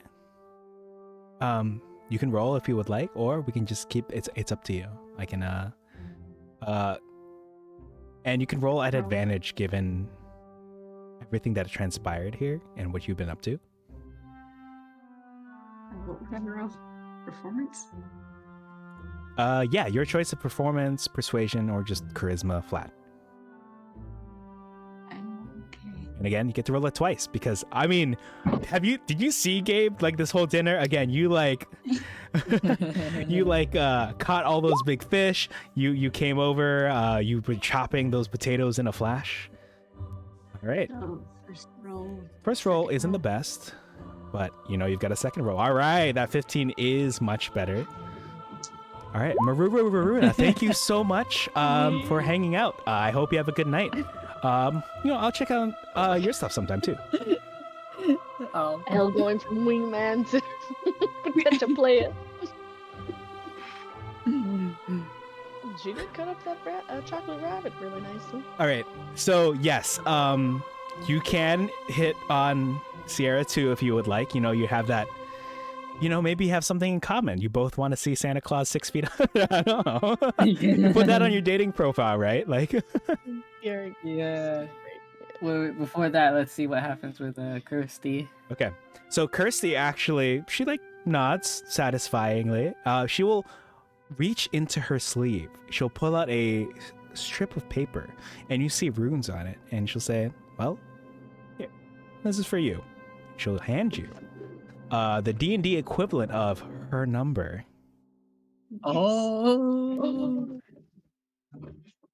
Look at you. Gabe smiles at her with a smile and says, I shall use this at my earliest convenience. Oh, haha, that's good stuff. That's cute. That's like the correct, like if you can like imagine some sort of like game that you're playing, and there's like an indicator, like a thumbs up, a thumbs down. That earned a thumbs up right there. Like that was the correct choice. Hey, nice. Contact you in 2 to 3 business days. Hey, you know, work-life balance is important. You know, I'll get back to you when I can. But don't worry, it'll be at my earliest convenience. Rogier excitedly claps for Gabri. All right. So, Elle. Yes, Elle Oh, wants go to go ahead. over and do this too. Is that what the situation is, or did you have something? Did you want to say something? Oh, I was Duluth to say, oh, is that a blush I see on your face, Gabri? I'll admit her finding electricity is going a bit faster as fuck here. Oh, that's adorable. Okay, go ahead. That's a nice aesthetic. I do like it. Elle will ask Sierra. So there's this musician place where everyone talks called Discord. A lot of musicians go there. Discord. I just can't joined. believe you. I feel like maybe we could meet there sometime. All right. Go ahead and you can also give me a performance check. You can also roll this advantage because you literally just played a musical duet together. So, I mean, if that doesn't grant an advantage, I'm not sure what would. Like both you and Gabe have been making such a showing. It's great. You said performance, right? Yes, at advantage. Okay. Here we go. All right, the first roll is an 18. Do you even need the advantage? Let's just see what the second one is, just in case. Okay. All right. So both very good rolls. So she'll say, yeah, I'd love to get out and see a little bit more of the world. I'm very interested in this Discord, she'll say. Excellent.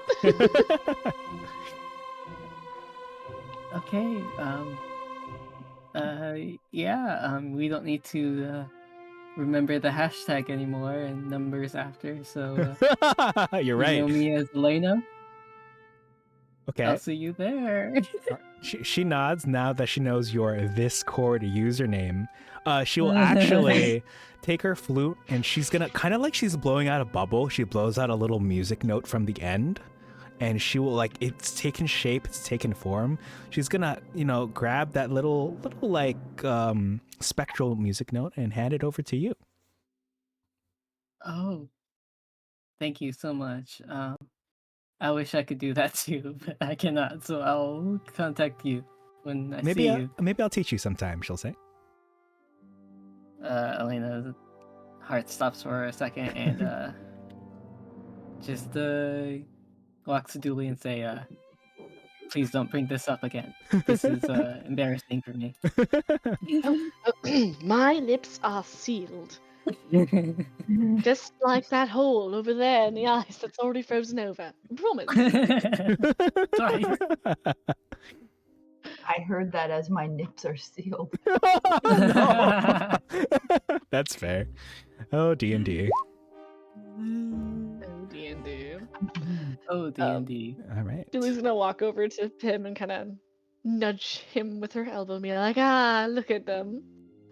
Isn't it lovely to see love? Whoa. What was that? Oh, nothing. Okay. Oh.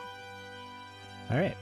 So with your bellies and your hearts warm and full, I'm just gonna show the next map, and this is what's in store for you all up ahead. I wanted to ask how you all were doing on time because I know it's a little bit later. I know we said hey 7:30. I was gonna ask for you all like basically like until 10:30, You're but cutting up for me. oh sorry. So let me just check my okay. Oh, was this the right time? Okay. So this is what's in store for your future. This map.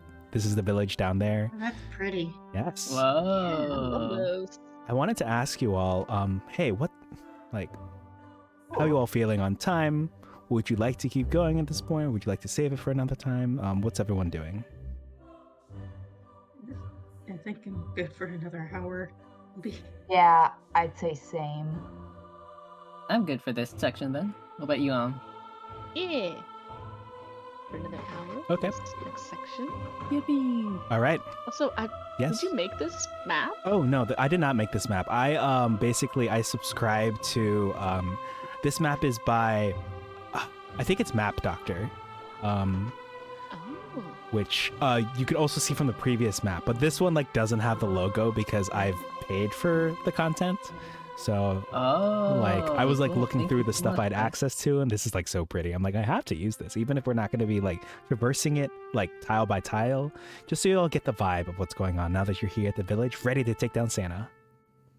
Yeah. Oh, I hope the that's person I like doesn't like Santa. Guess you'll find out, right? Julie's on the fence on that one, but she's like, okay, fine. They did give us a good meal. And they were, thwarted by Santa and all that. Kringle. Meanwhile, Gabriel is just dopily staring off into distance. Swoon. All right. So does anyone need a break before we continue? I think I'm gonna go grab me an extra water bottle because mine's about empty. Sure. Okay. Good to hydrate. That's a good idea. Okay, I'll be right back too for a second. Water good. Water. In that Water, case, please. I will also be right back, and then we will continue with the next portion of the holiday event.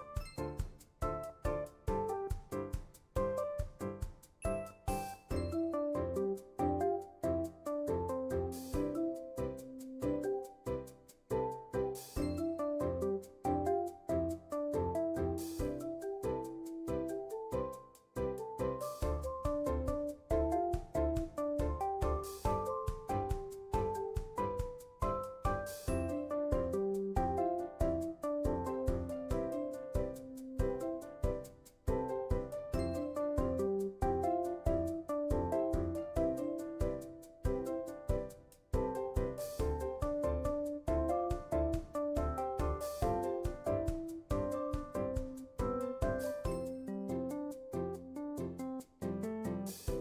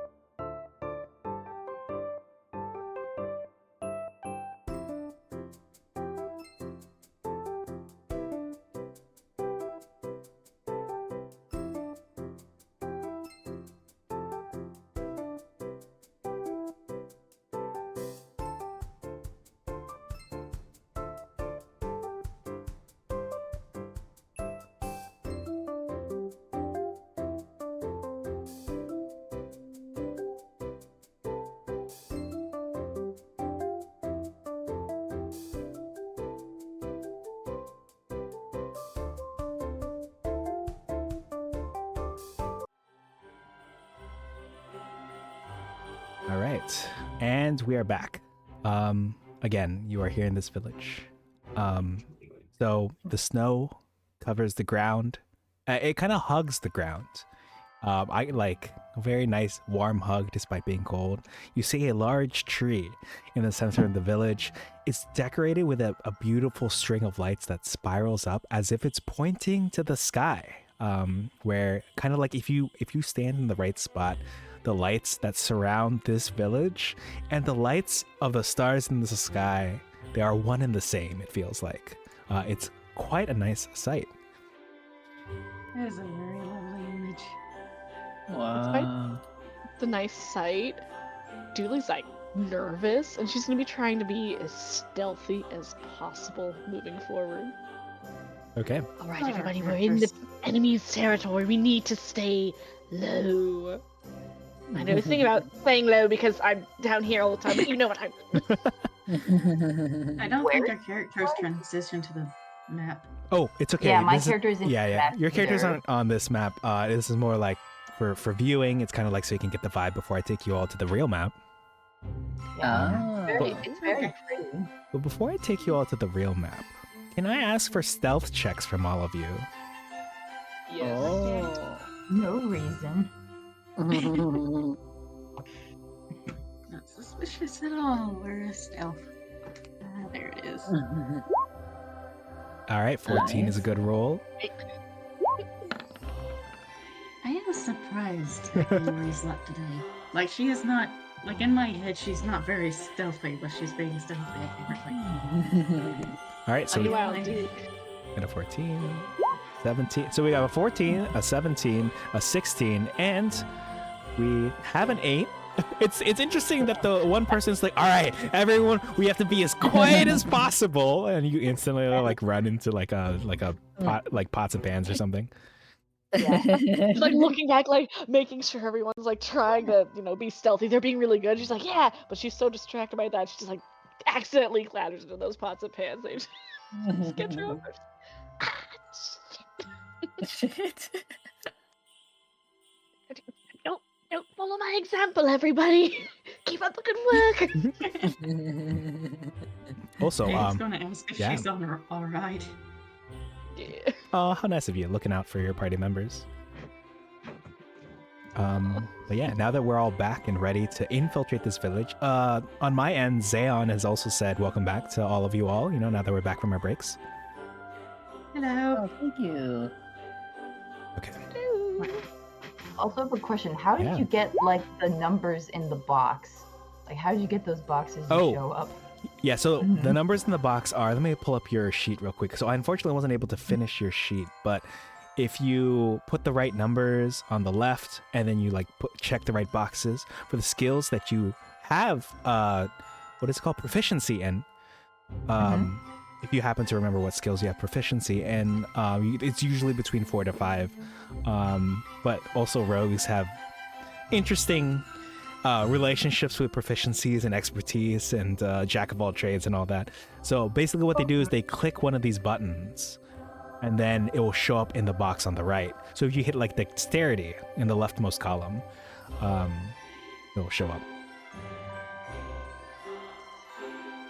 But the reason why I haven't, right, like how has posted the strength here. Oh, it's a little bit higher up. I see what you're clicking over here down there. It's you see where it says dexterity 317? Yeah. Yeah, basically if you hit the word dexterity there, yeah, kind of like you hit save. But if you look a little bit to the left of that, you see where it says dexterity and then the big 3 and then the little 17. If you hit the dexterity word right there, I wish I could show you my screen.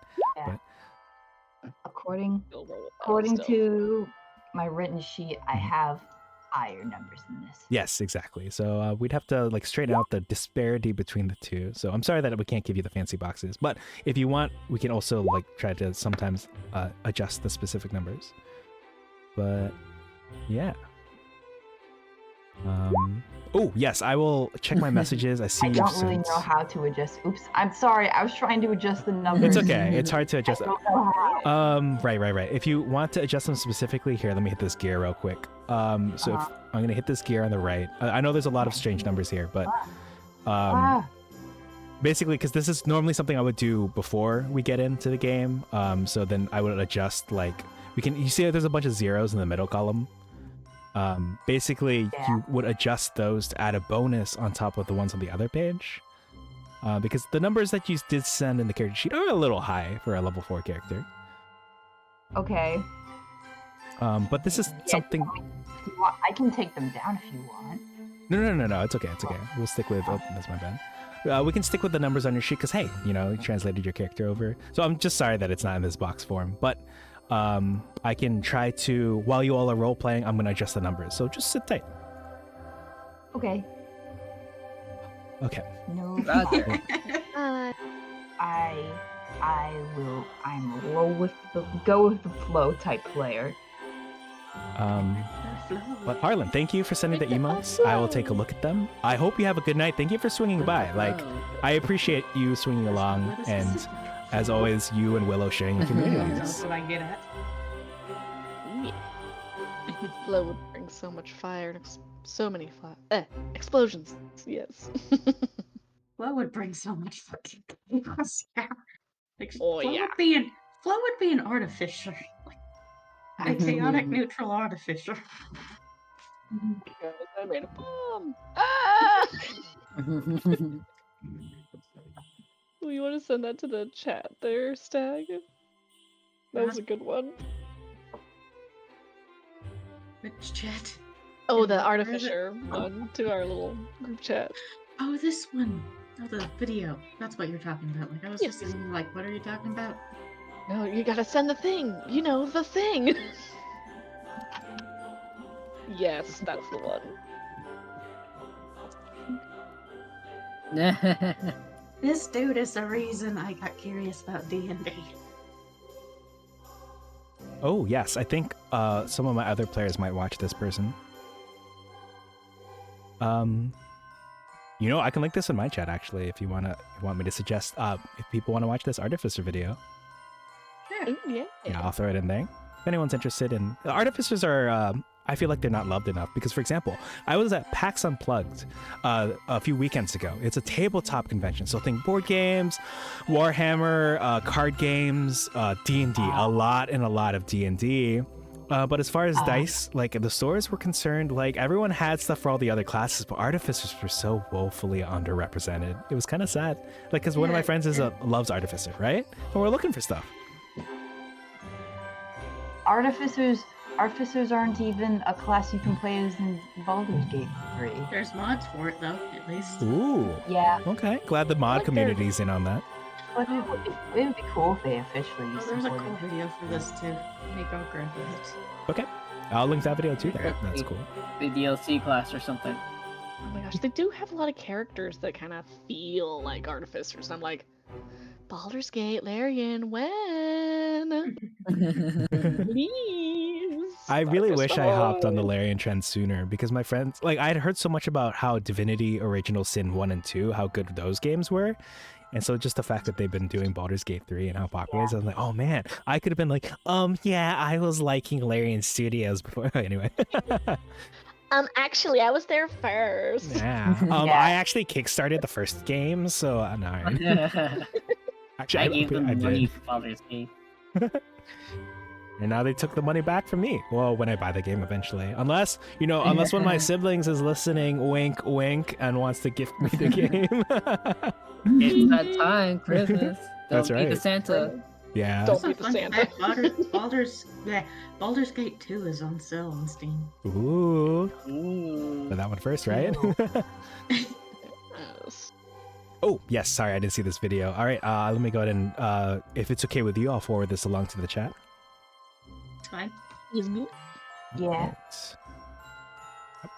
This should be the correct link. Baldur's Gate 3. Glad mods exist for it. Okay. Yes. Oh, thank you.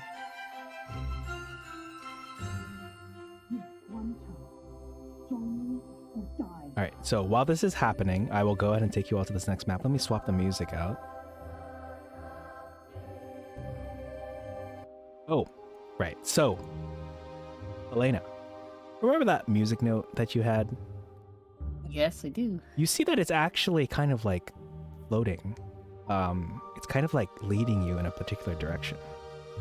Oh, Would you like to it's follow a it? direction to a kiss. Oh. Yeah, I'll follow it. I can't see anyone's player. Still. Oh. Sorry, I haven't. Don't worry, I haven't taken you to the next map yet. But imagine you're still here. Okay. Mm-hmm. That's fine. So you follow it, and it seems to lead you to a particular house. It doesn't look big. It kind of looks like a What are those? It looks like an outhouse, actually. An outhouse? Is this where your secret romantic rendezvous is going to be taking place? A little strange, but hey, I mean, don't look a gift horse in the mouth, right? Like, what would you like to do? Oh. You might be getting more than you bargained for. Dude, I'm Mel, either gonna right? get lucky or I'm gonna die. Either way, it's been nice knowing you. Okay. Would you like to open the door? Yes. You sound so like I, worried. I take out Roger. I'd be like, I'll be just a second, buddy. She's a good girl. She's a good friend. She'll be able to watch your back, and you watch hers. I will not take this responsibility lightly, my friend. I'm just gonna lay a hand on Rogier, just give him a pat. Oh, Roger, very shyly, kind of huddles next to, if He's allowed. probably a little taller than me, or at least the same size. Beautiful. Yeah. That's kind of funny to think about. Yeah. All right, you open the door. You see a staircase that goes down. Oh. Is that a good O? Do I have to go alone? You don't have to go alone. You can bring people with you. Oh, okay. Well, I don't think this will lead to anything saucy, so, would you like to join me? Would everyone like to join me? Oh, absolutely. And I'm sure Roger would prefer your pocket over the cold ground here. Okay. Sorry, I don't have a pocket big enough for you, Roger. Just, well, I can definitely take the lead here then. Julie's gonna march to the front. Oh, Okay. you know, it's interesting that you march to the front because I have you in the front on the new map. So Oh. that's very interesting. Okay. Let's go. Julie's doing it. So it is time for me to take you all to the next map. You will find yourselves at the top of the map. You see that you have found yourselves in Santa's iconic factory. Giving up for me again. Oh my gosh. The elves. There are some elves working here. on toys. You see conveyor belts. Oh my gosh. Yes. Did everyone make it to the new map okay? Yeah. Yeah, wow, that's cool. All right. You hear the whirring of machinery. It's enough so that if I were to have someone attempt to hear you while coming, it would be a little bit harder because, you know, the machinery is just so loud in this factory. So the floor is yours. Hopefully you can move your characters okay. Feel free to stretch your legs, see if you can move around okay, and let me know what you want to do.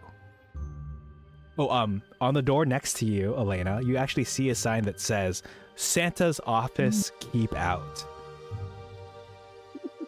I will not keep out. Specifically because you told me not to. Ellen, where are you going? I like Also, that. I have a question. Do I see nutcrackers down there? You do see nutcrackers out down there. They're just like, why? Why the concern? You know, maybe they're just big toys that Oh no. were Oh, no, I have a created. mild fear of nutcrackers. Oh, I'm so sorry. Do you actually? Hilarious. Ah, No, I'm actually fine. But I'm just Oh. like, okay. I'm so sorry. I should have checked beforehand. Normally, I'd like to check again with the spiders and the fear of heights. I forgot to ask about nutcrackers. It was a long time ago, though. I'll be absolutely of fine. But it's just- nutcrackers? It's funny to me. Yeah. Oh, yeah. They Oh. freak me I out don't- in the I same don't way know, with I always spiders thought they and were those cool people. looking. But it's not like a phobia. It's just like a. Aw. I used to collect nutcrackers. Yeah, we no. have a couple of them. I wanted to collect nutcrackers. They like weirdly Yeah. fascinated me. They're pretty cool. They are pretty cool. I'm so sorry. I'll It is I'll- absolutely okay. It's a funny little like. Ooh. Okay. So you all are, Okay. feel free to take in your surroundings. The elves are working hard or hardly working, whatever the line is. They're working hard. You can see all the different stuff Yes. they're making. There's like, you know, a train. I guess trains have been invented in this timeline. A kite, a truck. I guess vehicles exist. Perhaps you aren't in the high fantasy realm I assumed we were all in at this time. Gaby is looking around and peering at the machinery, seeing what could be used as scrap, and maybe worried that she might short something out. Right. There do seem to be strange long wires running along, you know, powering portions of the conveyor belts that you see. Yeah. Dooley's gonna come up to Gabriel and go, "Oh, you're thinking about 7 sabotage are you? And there's like a wild look of terror in their eyes. Like, what a she's genius like, idea. Sabotage, yes. Your electricity, yes. I think 1 + 1 = 20 here. But That's a not good yet, line. though. We don't want to alert them before we have our escape, and perhaps we can free these workers as well. What do you think? Gabriel nods along. Hopefully we don't hurt any of the poor workers in the process. And I should also note that Gabriel is still kind of charged. Oh, right, from earlier. Yes. It was an exciting evening. Mhm. He's like, I mean, freeing the workers is not his biggest priority, but might as well. It's like, yeah, I guess we could do that too. That's the spirit, Tim. I believe in you. I guess. If it's convenient, which is my, like, what I ascribe to as my philosophy, so I feel that. Hey, Pim. Yeah. You can do anything you want as long as you're subtle about it. Right. Stealing is Oh, okay now that we're in the big man's place. Healing is okay. Oh yeah, that is definitely going to happen. First, You're right. he's like a bit overwhelmed. He's trying to get a grip of his surroundings and figure out where everything is and what his plan of attack should be. Yeah. Oh, look, a hammer. Oh, hey, if you want to... Hold on, I'm looking at that. It does look like a hammer. I'm like looking That looks at like a maraca. It does look like a maraca. I was trying to figure out, I was like, is that a paddle? It kind of looks like a There's, maraca. It's round. There's like a ball, a ghost, a bow, Mhm. a car, and a maraca. And then once again, with the car, it's like, oh, I guess these exist then. All right, well, all this is And happening. there's also a train. So we have made it to the industrial Yes, era. at least the Industrial Revolution. Oh, Elena, I see you're trying to poke the bear over here. Stopped. Would you like to poke the Poke bear? the bear? Yeah. I'm out of bear. Well, by You're poke the fair bear, I now. mean, like, there's a sign that says Santa's office, keep out. Oh, that's what you meant. Sorry, it was a turn of phrase. Okay, I understand. Yeah. Alright, yeah, I'm gonna check the handle, see if it's locked. It is locked, actually. Well, looks like I have to punch it, or try to pick it Well, up. door's locked. Time to punch. Oh, you know what? How about this? Since in my chat, Zayon has just said, y'all got this, let's go. I'm going to grant you all guidance on your next attack roll, ability check, or saving throw. So you can add a D4 whatever roll you make next. Oh, thank you for that guidance. Alright, what do you want me to do if I'm gonna punch this door open? If you want to punch the door open, you can just roll to hit it like normal, like a little normal unarmed strike that you've got going on, which would be your dexterity. Okay. I unfortunately don't remember if it adds your proficiency modifier, but your dex should be high enough as is. Let's find out. Oh, it is a dirty 22. You will be able to successfully punch. Were you going for the lock, the door, the hinges on the door? What were you going for? I guess the hinges, yeah. He's like, huh. I mean, I could have picked that for you down below, but it's True. fine. Oh, sorry, I thought you were stealing, so I didn't want to bother you. Oh yeah, I was preoccupied with that. Yeah, I was busy with my crime, Elena. Come on. Come on. Okay. So you're able to punch the hinges. Like you punch the hinges and they break off. You feel like you'd be able to maybe like, twist the door the other way using the lock as the hinge situation. It'd be a little tricky because of like the deadbolt and how it works in the door, but hey, you're probably pretty strong. Okay, I try to do that. Okay. Go ahead and give me an athletics roll for this. You'll be using your strength, your athletic ability for this. Okay. While this is happening, out of you other three, so let's see, who's over here? It's Pim, it's Dewey, and it's Gabriella. So, Dewey and Gabriella, I believe. Let me check. Yes, because of your passive perception, you notice that as Elena's working on the door over here, there's one of these nutcrackers on the bottom right has turned its head to specifically look at Elena. Oh shit. That is a really good Julie's gonna- athletics roll. Uh-huh. All right, back to you. I'm sorry.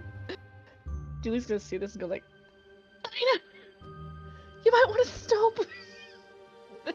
There's a nut buster over there. Okay. Now, Elena, that is a good athletics roll. Are you really gonna listen to? No, I'm kidding. It's up to you. You can follow through pulling the door off the hinges, but yes, the nut buster is eyeing you suspiciously. That's evoked a reaction from the chat over here. What? What would you like to do? Wait, I'm gonna go talk to it. Okay, ready. You Okay, can talk to it? Okay. okay. Julie's gonna walk over to the, or scamper, I should say. It's pretty a long distance to the nutcracker that's eyeing Elena. Okay, it is a rather large nutcracker. Just for the record, even Dewey, I am treating as a medium creature, but this nutcracker does take up 4 squares and is considered a large creature. It will It will rotate its head down. It's kind of hard to see you, but it's gonna rotate its head down because it seems like you want to address this nut buster, right? Yeah, I'm gonna stand like where it would not be able to see Elle. Oh, okay. Oh, okay. Oh. Like I scamper behind it. Kind of. Okay. Okay. Excuse me. I'm looking for the restroom. I need to go lost, and I really need to go. All right.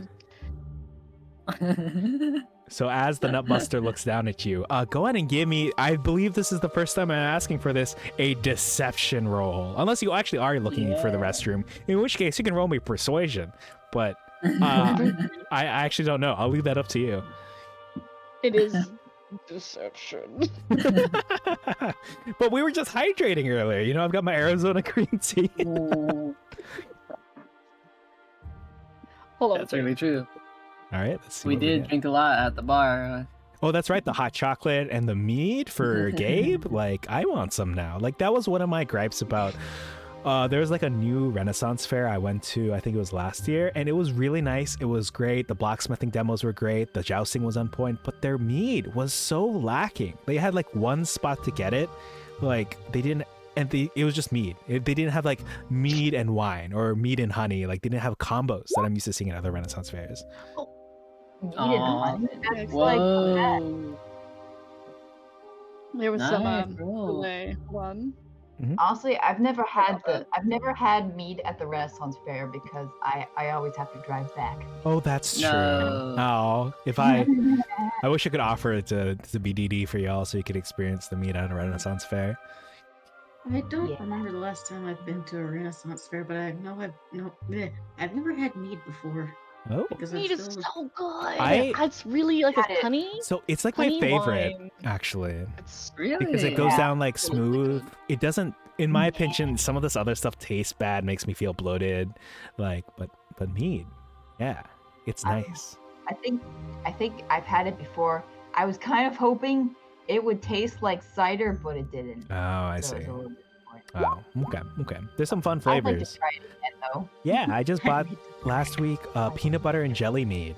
It was delicious and it was Ooh, smooth. what the Like, I heck? couldn't even taste the alcohol. Yeah, I'll send a picture sometime. Yeah, I would love to know the brand because I love meat. It's so Right. good. Yeah. I'm like picky about peanut butter and things, so. Right. Yeah, it's not for everyone, and it's not like sometimes it isn't executed well, right? For you. So let's see. Unfortunately, because it is that first roll, I appreciate the honesty. Let me go ahead and put the nat one indicator on my stream.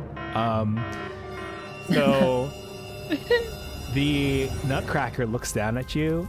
His eyes turn red, and it is time for you all to roll for initiative. Oh Oh, shit. no. In order. Yes. Okay. So This is terrible. let me just add your tokens to this real quick. Normally I would have some sort of like initiative music ready for this, but that is not the case for now. Nutbuster. Oh shit. I appreciate that. I'm rolling with it. I'm gonna keep it, and now that you've said that, and that's what I'm going to refer to them from now on, even when I run this for other people. Beautiful. Oh my goodness. Okay, so yes, go ahead and give me some initiative rolls. It will okay, thank you. Basically, it's just your regular D20 plus your dexterity. And yes, it is getting serious now that this has happened.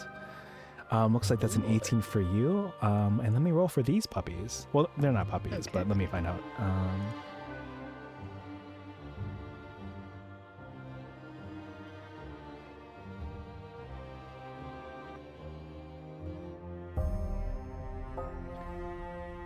It looks like they're Imagine, like looking up at these guys like, oh god.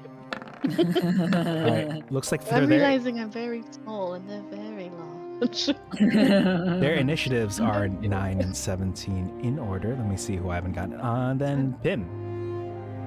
I've adjusted your values. They should reflect your sheet. I might have missed a few places, but you can go ahead and, for this one, you can hit initiative in the top middle of your sheet. Or you can just roll me a d20 and add 3.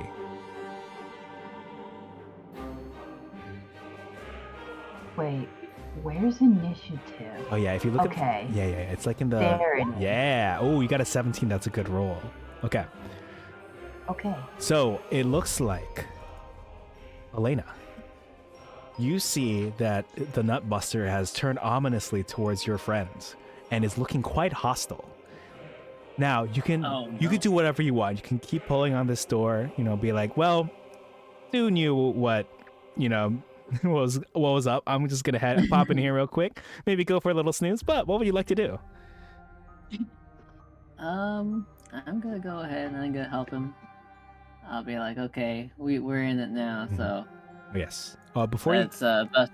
Yep. Oh, go ahead. I was just going to say, as a quick reminder for everyone, so this is D&D 5th edition. I apologize that we don't have meters here.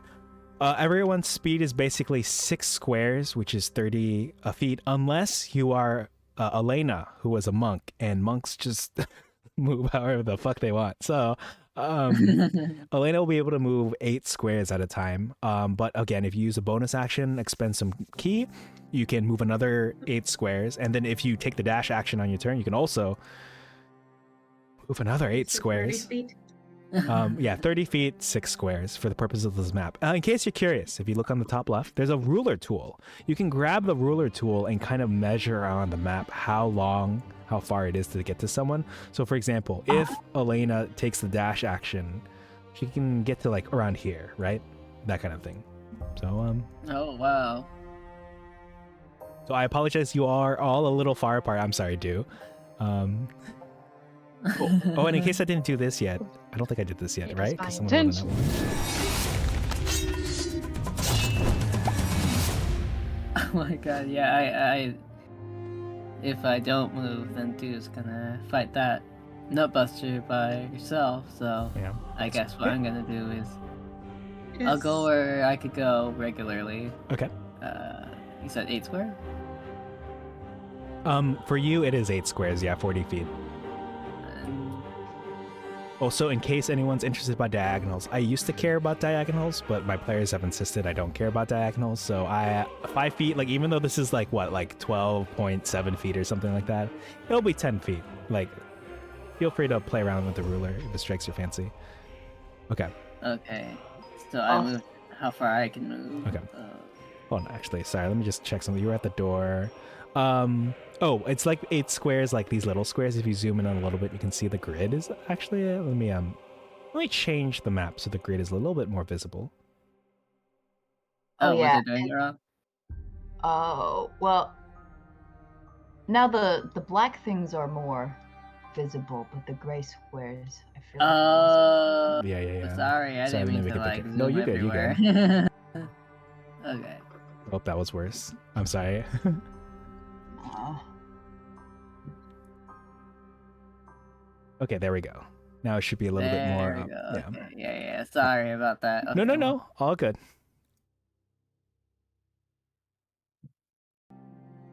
Okay. All right, so you can make it there normally. Now, if you take an action on your turn to dash, you can move another 8 squares. That one won't cost any of your key, of course. Okay. Do I have to hit any roll for that? Or No, you can just Just hang it. tell me. Yeah. okay, I'll do that again. All right. 1, 2. 3, So you are running over at the speed of sound. 4. Yeah. Now, as you arrive at your final tile, is there anything you'd like to spend your bonus action on, or are you ready to just call it there and end your turn? I'm trying to look at a list of things I could do at the moment. I don't know how to read the abilities list, to be honest. Oh, yes, let me take a look at that for you. You are playing as Elena. Anything that I've put in asterisks is probably the most important ones. Everything else is kind of like just a generic, oh, you've got key. You can, you don't have to use a weapon. You can use a weapon. Oh yeah, you have, what's interesting is because, just a brief aside, because you're the way of the Drunken Master as a monk, it gave you proficiency in performance, meaning you got an extra little bonus to it. Even though your charisma isn't like super amazing, it gave you that bonus of 3 instead of 1. Because, to be a Drunken Master, you have to be quite proficient when it comes to, like swaying back and forth, that kind of thing. But there might not be much else that you can do unless you want to spend one of your key points, but...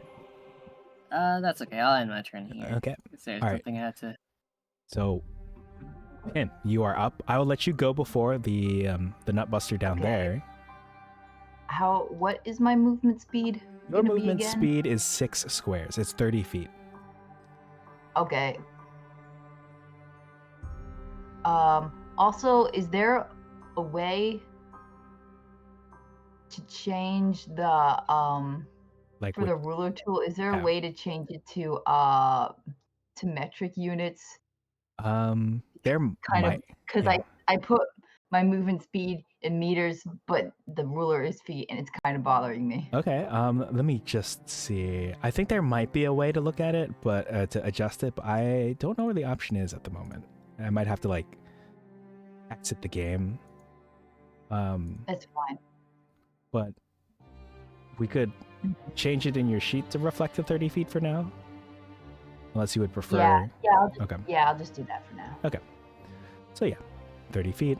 And then, of course, as a rogue, you have the special ability to, as long as you can, I believe, use your bonus action to take the dash action, if that makes sense. Basically, while Elena can dash with a bonus. So basically, Elena can dash up to like twice a turn, but she has to spend a key point for it. You can just, use your bonus action to take the dash, just engage, or hide action. So if you want to move... What was it? 12 squares? You could. Mm-hmm. Wait, could I do the dash whenever, or only after I've done my main? Oh, you can do it whenever. You can like move, dash, attack. You can like move 10 feet, attack, move again. It's pretty flexible.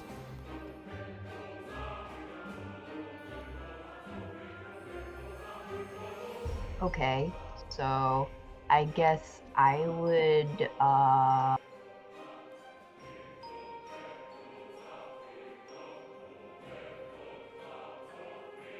move 30 feet like over here. Okay. Yep. That's all your movement.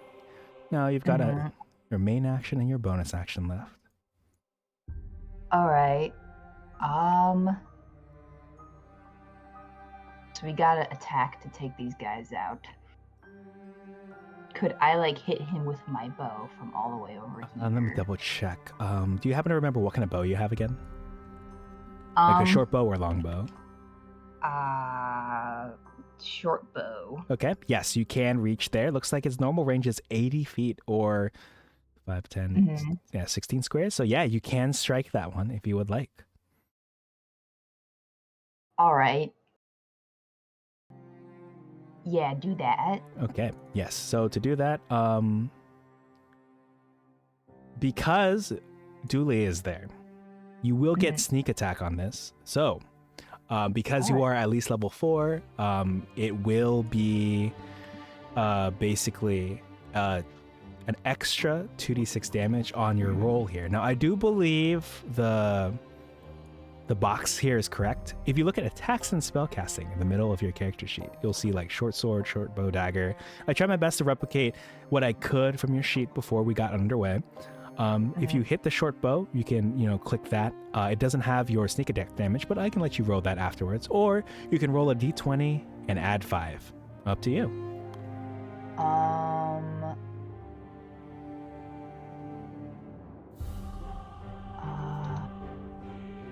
I'll just do a d20 plus 5. All right.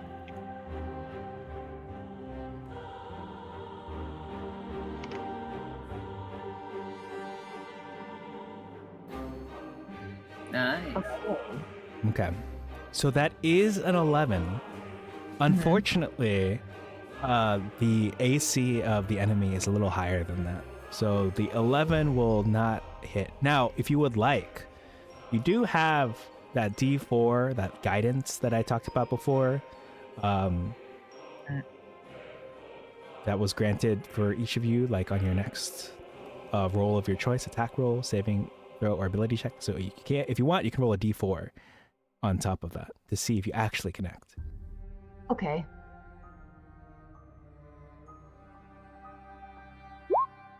Oh my god. Oh nice. boy. All right. So let me level with you real quick. The AC of this is exactly 15 and you rolled a perfect 4 for that. So to recap, this was like the inspiration. Wow. This was like the little guidance I gave you all, like, you were welcomed back from your break. It was like y'all got this, let's go. Like from that, I gave you each a d4 of guidance to use on your next attack roll, ability check, or saving throw, and with that, you are able to successfully connect. Now, let's see some damage. For Pim's damage, it will be basically, it's going to be 1d6, it's going to be 3d6 total. It's 1d6 normally, plus 3, plus another 2d6 from your sneak attack, because he's paying attention to Dooley right now. So feel free to give me 3d6s total. That's what the dice will have to roll. Okay, R 3d6. Okay. So 7 plus 3 is a total of 10 damage. That's really good. Is there a particular part of the body you're aiming at for this? What are these nutcrackers made of? Oh, they appear to be made of some strange conglomeration of. There's wood, but you also, at least, this is important for Gabe, there is some wiring coming out of some of the nutcrackers. So it's like wood with some wiring. There's a little bit of like, appears to be like a harder metal material. So, but it's mostly wood. Okay, I guess I would aim for the wiring. Ooh, okay. So you connect. You aim it tried and true, and the arrow slices through some of the wiring, and you see that he was about to reach for, on his waist is a little toy gun. He was about to reach for that, but he's now lost the ability to use his right arm. So that's a good shot right there. Nice. Excellent. I was lucky. That toy gun could have been a real gun. Yeah. All right, I'm gonna. Also, bonus action. Can I hide? Yes, you may. To recap for the class, let's see. Pim did not need to hide to get sneak attack on that because Dooley is right there. But in case Dooley moves away, and Gabe wants to get sneak attack Pim wants to get sneak attack in the future, it is fortuitous to hide. So go ahead and you can take the hide action with that bonus action. Is there a particular place up here you'd like to hide, like behind that box? I know that you've already used most of your movement, but like, for aesthetic purposes, like, flavor. Okay. Yeah, I guess behind here would be good. Okay. All right. That's probably it from you, and I'll take it over to the next turn. Cool. The Nutcracker over here, the Nutbuster. Wait, what did you say? What Nutblaster? I'm so sorry. I forget what it was. Nutbuster, exactly. The Nutbuster sees that Elena is dashing in and is not about to have it. So he still has access to his arm down here. Again, it's the one down here on the bottom left. He is going to reach into the holster that's on his waist. He is going to aim a gun at you, like a flintlock pistol. It's like a toy gun. It's a toy gun. Twitch.tv. Hey everyone listening here at home. It's a toy gun. Yeah. And on my end, I've just rolled. It's rolled an attempted 18 to try to hit you. Oh. Hold on. The range is... Oh, it has to move a little bit closer. Sorry. It has to 5, 10, 15, 20. Oh, wow. You're so far away. So it looks like it has to roll this at disadvantage because its range is actually, according to this page, I'll show you all down the line, it's 10 feet. Anything like between 10 feet and 60 feet has to roll at disadvantage, which is pretty interesting. So let me roll this again on my end. Kind of like if Pim had shot the bow at a target that was farther than 80 feet away, it would be at disadvantage. So with the second roll, it actually rolls a 7. Elena's a little too far away. It misses with its shot. Looks like it's going to try again, but for now, it's Dooley's turn. Take it away. Okay. Is the arrow still, like, wedged in there? The arrow is still wedged in there. Basically, it kind of cut through some wires, and now it's, like, stuck on, like, part of it's, like, plating in the front. It juts out a little bit, so it's, like, wedged in there. Why? You got something in mind? Yeah, I want to try to take my Morningstar and just slash it into like, Oh! just, like, ripping it open. Oh! Yeah. All right. So, first of all, you can go ahead and give me the roll to attempt to hit with a Morningstar, especially that particular area. And if it succeeds, I'll let you know what your bonus is. Okay, and is it a D20 plus something else? Oh, yes. So for you, let's see. Where is Dooley? I didn't get to put this in time. I'm so sorry. Let me double check. Conveniently, Gabe has a Morningstar. Now, while yours doesn't zap like this one does, I can look at it real quick to determine, oh, yes, what is the bonus supposed to be? And it looks like for the Morningstar... Oh, wait, sorry, that's damage. Let me look at you real quick, Dooley. It would be your strength plus your proficiency bonus. So a D20 plus 4. Okay. D20 plus 4. It's a 10. Okay. That is unfortunate about the 10. While I could tell you, hey, you still have that that guidance from before, even if you rolled a 4, it's not enough to hit the AC. I'll tell you that right now. So Tall. yeah, it's a little too tall. It's unfortunate, but that arrow is still there, ready for the next opportunity, perhaps for you to swing at it. Is there something else you'd like to do on your turn? You've got a bonus action? As a bonus, I guess, technically, Dooley's going to turn to the workers and call out, "Rise, workers! It's your time to fight back against the oppressors! So rise up and take these nutbusters down to size!" All right. A rallying cry to the workers there. All right. These workers might not even have weapons, so They're holding hands with him, don't question me. them attacking put them in danger. Where's your rage, Tatakai? Okay, give me your choice of performance or persuasion. They're maybe assembling the toys. I'm sure there's something that they could grab. But Yes, we'll that's see if you're right. successful first. Weapons. Okay. What's my performance? Smack them with the Same. dinosaur. Okay, here we go. Let's see. And don't forget, you've got the D4. Ooh, the 14 is Can I- good. Yeah. D4? Yeah, you can roll Okay. the D4. Easy about that. Plus 4, 18. Ooh, that Okay, is yeah. a total of 18. So you say this, and immediately, if you all will notice, actually at the top of the map is one elf who looks different from these other elves. He quickly grabs one of the wrenches that he was using to kind of attach the wheels to this truck over there. He stands up, he puts a foot on this conveyor belt, and he says, "Rise, my brethren! Tonight we take down the oppressors!" And he rallies his allies to combat against at least the Nutcrackers. I will go ahead and add his turn to initiative. He will be acting at 20, which is basically lair action initiative. they're part of this lair that you all are in. Let me slide this up here. All right, that's pretty good. Anything else you'd like to do on your turn before I take it to the Nutbuster in front of you? That is all. Okay. So the Nutbuster in front of you is not going to have any of this. Now, he doesn't have access to his right hand, but that's okay. He's got something else. He takes his left hand. There is a little toy saber at his waist. He is going to grab that and attempt to strike you with this toy saber that he has. And according to me, I rolled a 16 to hit, which... That hits. Holy That's, heck. I'm so sorry. Wait, what class are you? You should be... You're Paladin, correct? I need to update your AC on here because you don't have the armor you would have started with, which is... It's my armor class from the one I have. So it should be 15. Okay, so it rolled a 16. That is unfortunate. I assume no one has some sort of like spell or anything like a reaction that will lower this 16 to hit you.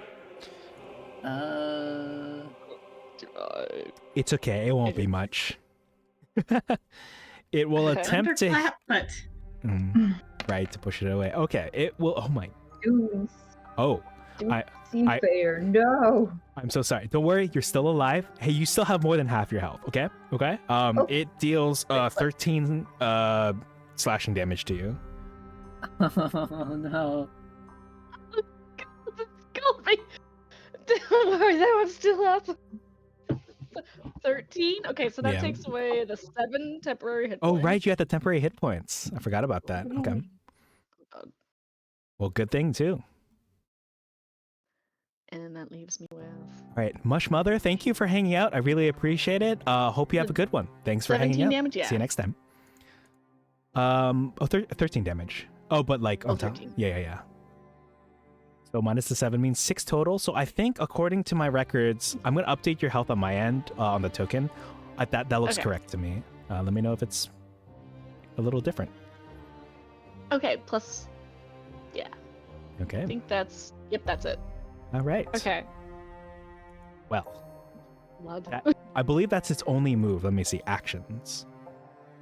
As a bonus action. Okay, yeah, that's it. Gabe, it's your time to shine. Basically, Elena just dodged a shot from this Nutbuster down there on the bottom left. The other one on the right took a nice meaty blow from Pim, losing access to its right arm. Dooley's having a little bit of trouble making contact, making purchase on, the Nutbuster's a little plated. It's got some sort of like, I don't know, it feels like ceramic. It looks like ceramic. What would you like to do? First removing. 2, 3, 4, 5, 6. Get there. How about Witch Bolt? 1. I guess. Would Witch Bolt be able to reach the one by Dooley? Let me just double check. From there, I believe so. Let me just check the range. It's 30 feet. I'm pretty sure Witch Bolt is pretty far. I think it's like 60. Oh, it's exact. You can reach it. Nice. Okay, so you can go ahead and give me a 1d20 plus. Let me see what it says here for Gabe. For Witch Bolt, it is a +2, but you can add the d4 because I don't believe you've used it yet. For a little bit of guidance from up above.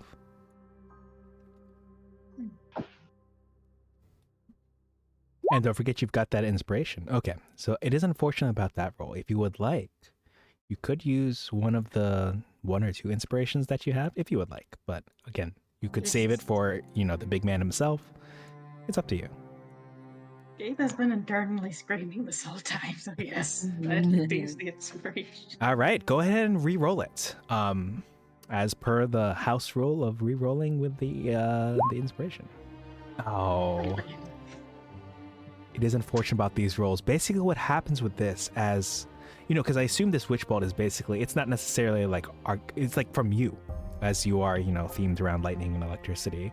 But there's something off about like the magneticism of this room, the electricity flowing through the conveyor belts and the nutcrackers. It seems to be causing it to arc in a direction you weren't expecting. Now that you're shooting this in this room, you've shot this plenty of times before, but the environment was different from this time. Hopefully you can, get it under control probably- and like aim better next time.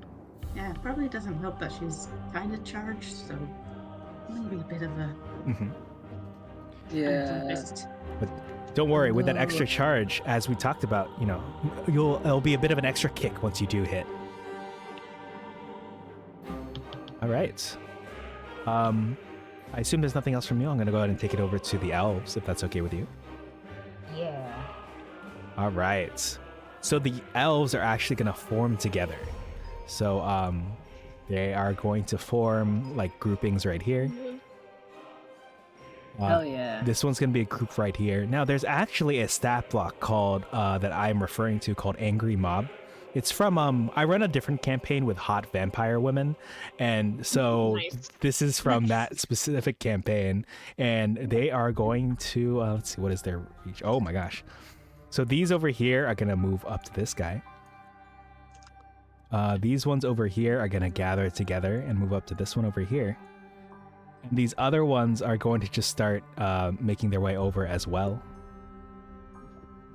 And let me see if they hit. They've grabbed some tools, and they're going to try to hit. Looks like it's a +3 to hit. So I'm just going to roll on my end. Tulu's. Wow. Yeah, go ahead. Oh, she's gonna hear like, yeah, get that mother nutter. That's nice. Okay. So they actually rolled a 12 plus 3, a 15, which, as we've ascertained earlier, is the AC. So they are going to connect. Let me see the damage they're rolling. On my end, it looks like I should be rolling these. Oh, my lord. Oh, my god. Okay. Yeah, So, yeah. all right, they dealt. Fudge. They dealt 10 damage to this guy, which also puts it in like condition. So what I like to do when I run these games in Roll20 is if it has an orange indicator, they're below half health. Because sometimes, you know, I'll get players that will ask things like, oh, how's he looking? Is he looking like he's about to drop? So this enemy is already at half health because of this particular hit over here. Let me see if these ones can make contact over here. Again, I'm gonna roll this one live. It is a 1d20 plus a 3 to hit. Oh, the 14 is just so close. Oh. I should have had them move around to the other side so that they could have had advantage flanking it with Dooley. So, you know, but they're trying their best. They're, you know, doing some work over here. I'll go ahead and take it to Elena. All right. I'm really glad they're on our side. I guess, since this guy tried to kill me, I'll return the favor by walking up to him. 1, 2. Walking up menacingly. Menacingly, yeah, I'll be Okay. menacingly. Also, just so you know, you are flanking it with these other elves. You get advantage on this roll. If you want to roll from your character sheet, go ahead and you see that there's a toggle on at the top. It says public to GM, advantage, normal, disadvantage. You can toggle the advantage on for this next attack that you'll be making. Oh, where? It's like Oh, it's like above purple. initiative. Yeah, it's like purple. Think of it as they're distracted by the elves on that side, so it'll be easier for you to hit. Oh, okay. I see it now. Yes. Okay. Also, we have some Alrighty. well wishes from the chat. Good luck to you all, and don't TPK, which stands for total party kill. Don't worry, that won't happen. you chat. Appreciated. Have a good night. Thanks for hanging out. Oh, okay. So if you would like to use Flurry of Blows, first, let's see if you can hit the first time. Why don't you hit it with a normal strike? It's just a Okay. dexterity roll. I'm sorry that I don't have the unarmed strike ready for you on your sheet. Oh, that's okay. Or if you want, you can use those other things that are in the middle of the sheet. All right, so it looks like you rolled a 15 and a 10, and as we determined, the 15 is enough, exactly enough to strike. And as for this bonus action, let me go ahead and deplete this key point from you, bringing you down to a total of 3. Why don't you make 2 more hits, just like that? Roll dexterity advantage. Okay.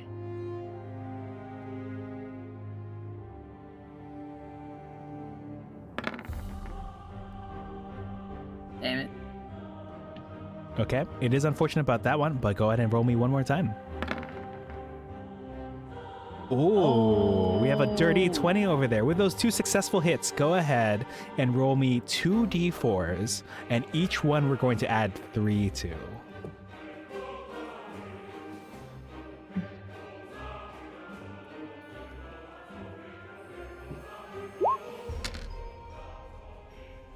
Wow, okay. That is a solid Oh, nice. 8 damage. If you would actually like to describe how you're taking down this particular nut buster, because it had exactly 8 health. How do you want to do this? Yes, Oh, as yeah. Matt Mercer says, how would you like to do this? Or how do you want to? I Sorry, I see got I see the arm that it tried to hit me with.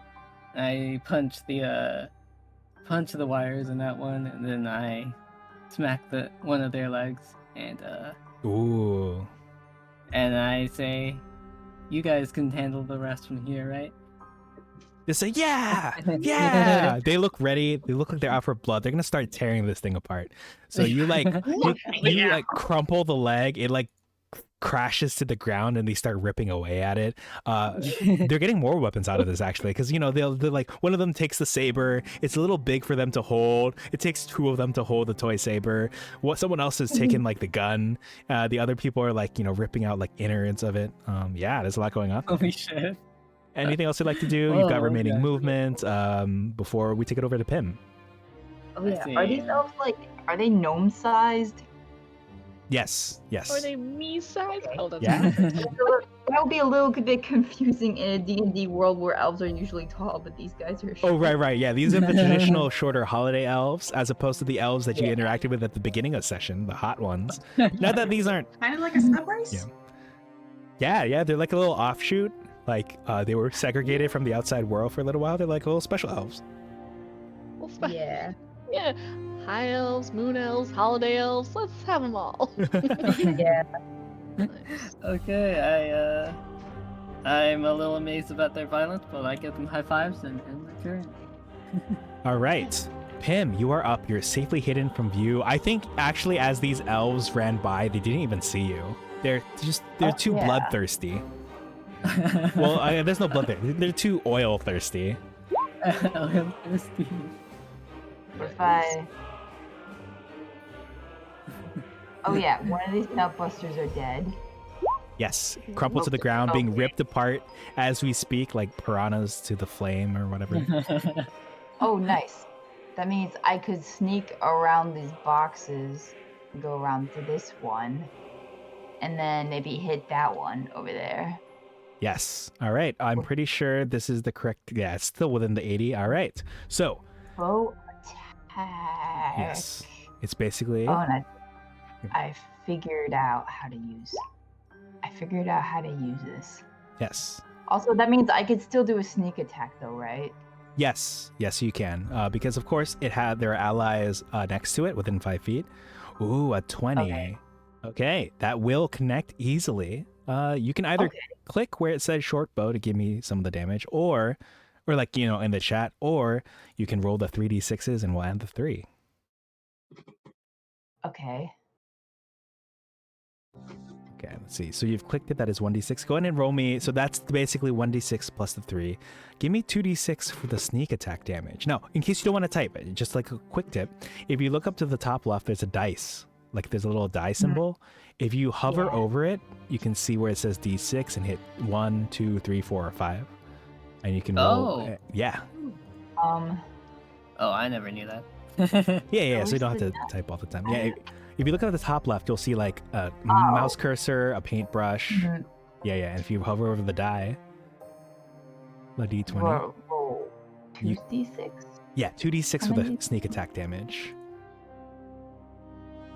Okay, cool. Okay. That is enough to put it in very critical condition. Let me go ahead and Nice. Yay. move this modifier on there. Is there a part of the body you were aiming this time?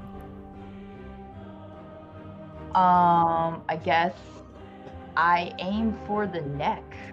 Ooh. Okay. You aim for the neck. You slice off, like the neck is like the head falls off, but it's kind of like still dangling. I'm so sorry. Actually, I shouldn't explain this in much detail. Let's just say it's a little concerning. I'm just gonna stop describing it there. No, it's fun. Okay. I'm going to I mean, go I enjoy it, but I understand. Not everybody is down for the dark urge. It's okay. Man, I got a commission art of this situation, like the nutcracker with the head like almost off but not, hanging on by a wire Oh and just my like bearing God. down on I Dooley. am. Oh, I am definitely wanting to draw scenes from this later. Nice. Oh yeah. All right. Pim, anything else you'd like to do before I take it over to this nutcracker and then Dooley's turn?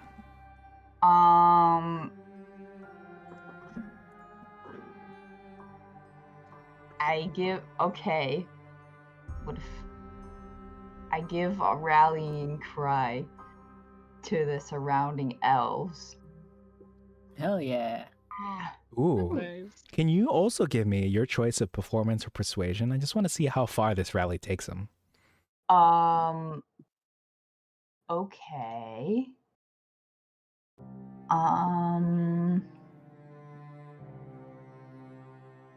Oh, I have plus 0 persuasion. Okay. But hey, the 14 is good. I got fun. Oh yeah, I just thought it would just be fun to try. Yeah, so you give them a little rallying cry. Are you trying to encourage them in a particular way, like down with the patriarchy, or like Yeah, you know- kill him. I'm just Ooh. like kill. Okay, so they have their Kill. tools and in unison and like in sync. They like pairs of them will clank it at the same time and say "kill clank, kill clank," and they like just imagine them like meeting the tools in midair as you're saying this. Nice. I love them. They're amazing. All right, this nutbuster is having none of this. He is actually on death's door. So you see that his like steam is rising from the ears that are hanging off. It looks like he's gonna swing twice. Once at Dooley again, and once at the elves over here. Let me see how successful he is. Let me just pull up this chat so I can make sure I have the right stat block. All right, he'll swing the saber at Dooley first, and looks like he rolled a 7, which is not enough that to does hit not you. hit. Yeah. The sword clanks unceremoniously on the ground next to you, but then he like brings it to the side and draws scrapes it along the ground with a 17 to attempt to hit the elves, and he socks one poor elf in the side, and he falls onto the ground. no. He's still breathing, but he's not doing so well over there. Let me go ahead and put this indicator on him. Actually, no, let me put the prone indicator on him. So he's on the ground. Dooley, it's your time. Time for you to avenge the fallen comrade. Okay. He's not. Is he dead? He's still breathing, but he's bleeding out. So we'll need to No. someone might have to perform like a medicine check on him. Too bad none of us knows any healing skills. All right. Okay. Can I perform Cure Wounds as a bonus action? So normally Cure Wounds is a main action, and then Healing Word is the version of it that's a bonus action. That's what clerics. Yeah. Okay. All right, then I am going to attempt to take down this Out nutbuster. of curiosity, do you have action surge? No. Do is Okay. does not get access to action surge, unfortunately, as a paladin in 5th edition. I just wanted to check. All right. Okay, so it's 1d20 plus 4, I think. Right. Let me check. What are you trying to hit him with again? Your Morning Star. Yeah, okay. Yes, Dooley is 2 plus 2. It is 4. Yes. Take it away. Okay. That is a 16, as we determined. 15 is enough to hit. So, go ahead and give me that. Now that you've successfully connected, you see the head, you see hanging off, you see the arrow sticking out. And as I check real quick, the damage is going to be. Oh, actually, out of curiosity, the Morningstar is a 1d8 plus for you a 2. Go ahead and roll me a 1d8 plus 2. 1d8. Okay, hold on. Then where are you aiming for this hit? The head. Absolutely. All right. I mean, it's gonna be a jump, but Hardcore up though, something. Parkour up, yeah. 5. All right. Now it did have 2 health left. So, with the 5, how would you like to do this? I want to like jump, like clamber up, and jump off its arms, and just like.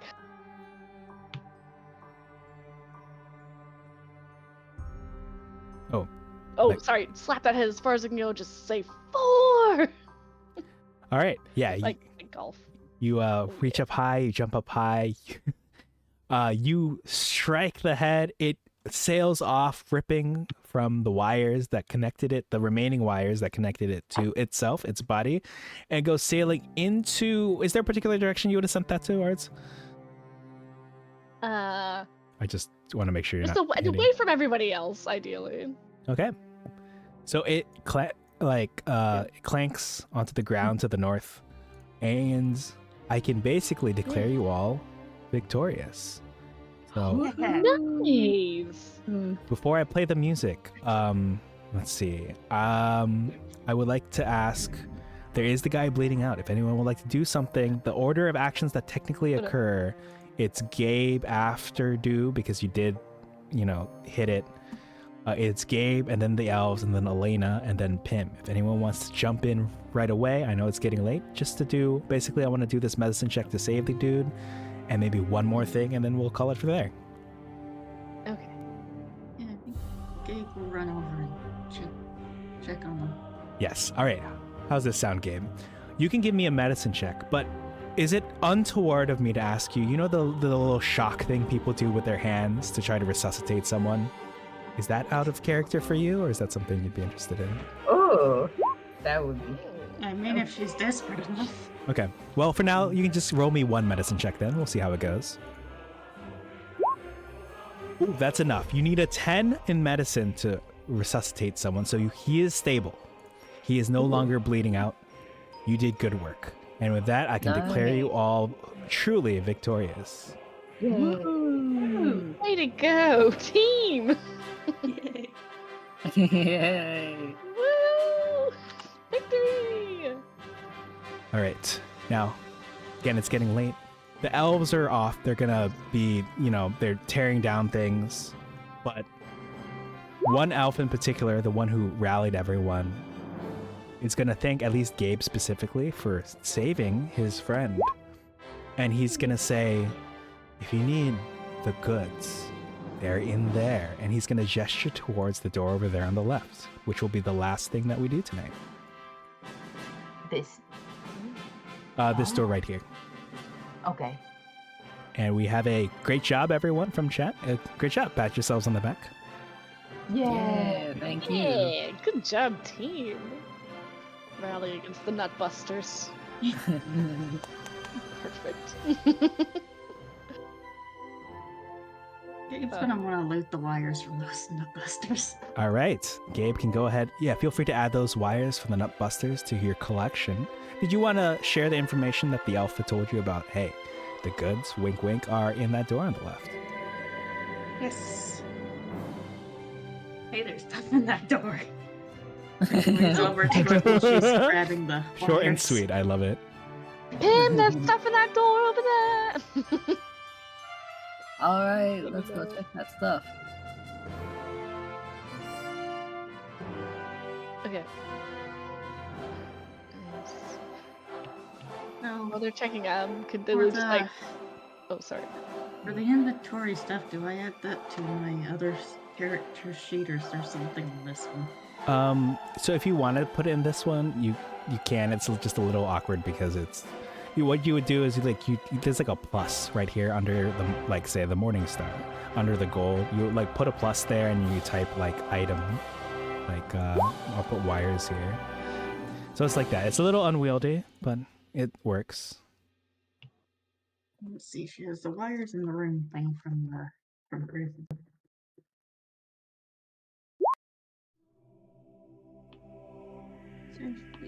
All right. Yes, indeed. Screw the Nutbusters.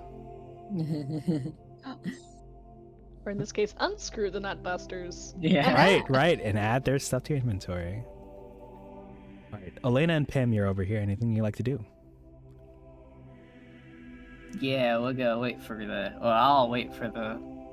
Oh, the for wires. everyone Okay. else. Yes. And then Dooley, did you want to say something to this elf?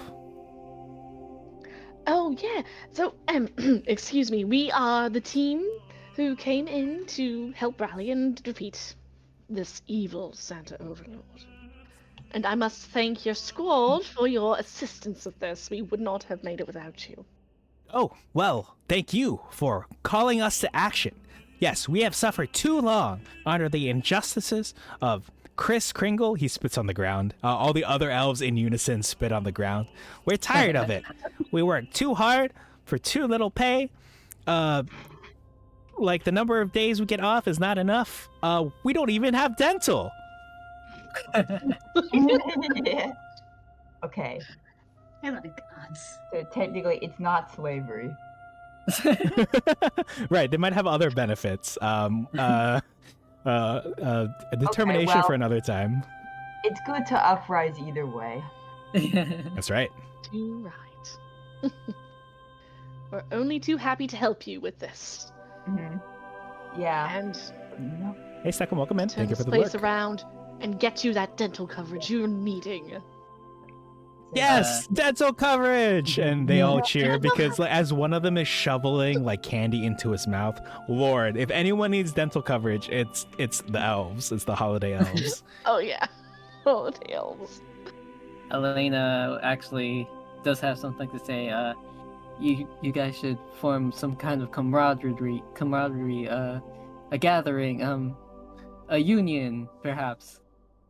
For your Yes, next venture. union. They all like you see like a glint in their eyes, like union. They all say in Those unison. even exist in this time period. This could be the first time, just like you invented the other stuff. What was it that we invented earlier? I don't know. Society is too cruel for unions. All we have is I forget what the form of government is called. Oh man. Well- We're lords and peasants. Oh yeah, like Monarchy? like feudal serfdoms. system? The feudal system. Yeah, Yeah. we have Yeah. feudal system. You work for your lord until you die. Yeah. But even look, not to tout this on Maine, but even back then they had more vacation days than we do nowadays in 2023. They did. Yeah. That's true. All right. Dang, they had like more of a work life. Yeah, they Exactly. They got outside more. They got more exercise. They had organic food. Man. Okay.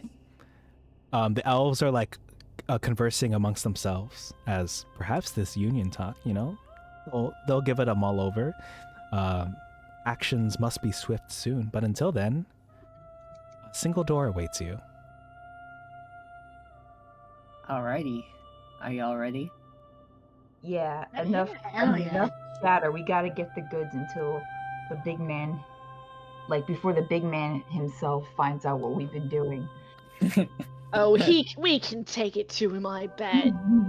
Look at us. Where's We took down some fucking nutbusters. I think we got this. Mhm, We're the nut Okay. buster. Yeah, we are. mhm. All right. You said so. Who would like to try the door? I guess Gabe. Yes. All right. Gabe, you reach for the door. It's not locked. It's not trapped. I'm not a Oh, jerk. so she can kick it down. You can if you want. Would you like to kick it down? Give me an athletics roll. Or what may be the final roll of Or the I guess- session. I guess not really kicking it down, kicking it in. Yes. Just kicking it open. Where the fuck is it? Yeah.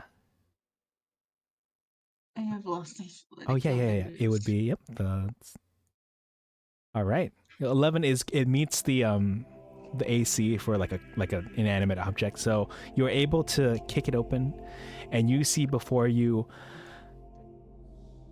what you were looking for. You see piles of presents, and a few presents in particular will stick out to you, and that's something that perhaps you can open them next time. But Yeah. you know that you're successful. You know that your stuff is here.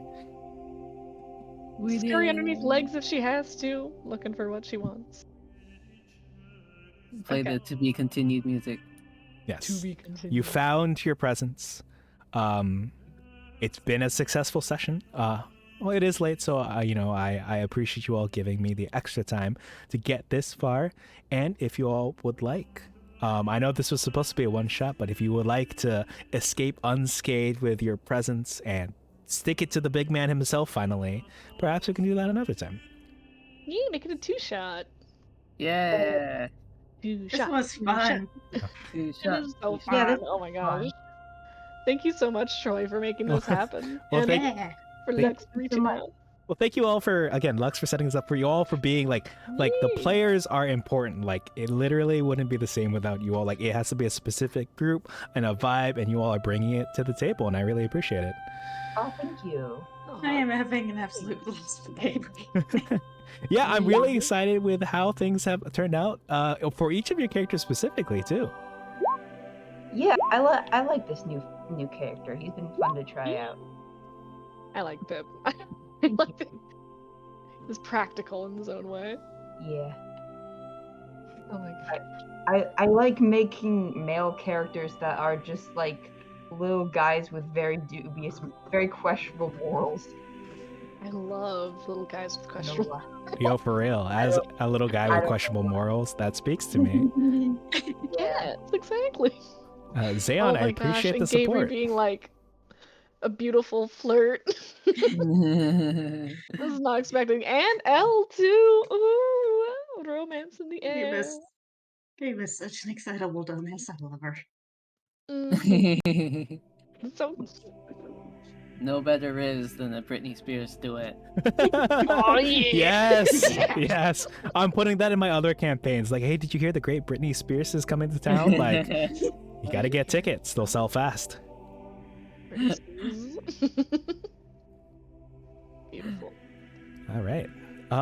Lux, could I ask you to, I guess, sign us off if there's, do your usual?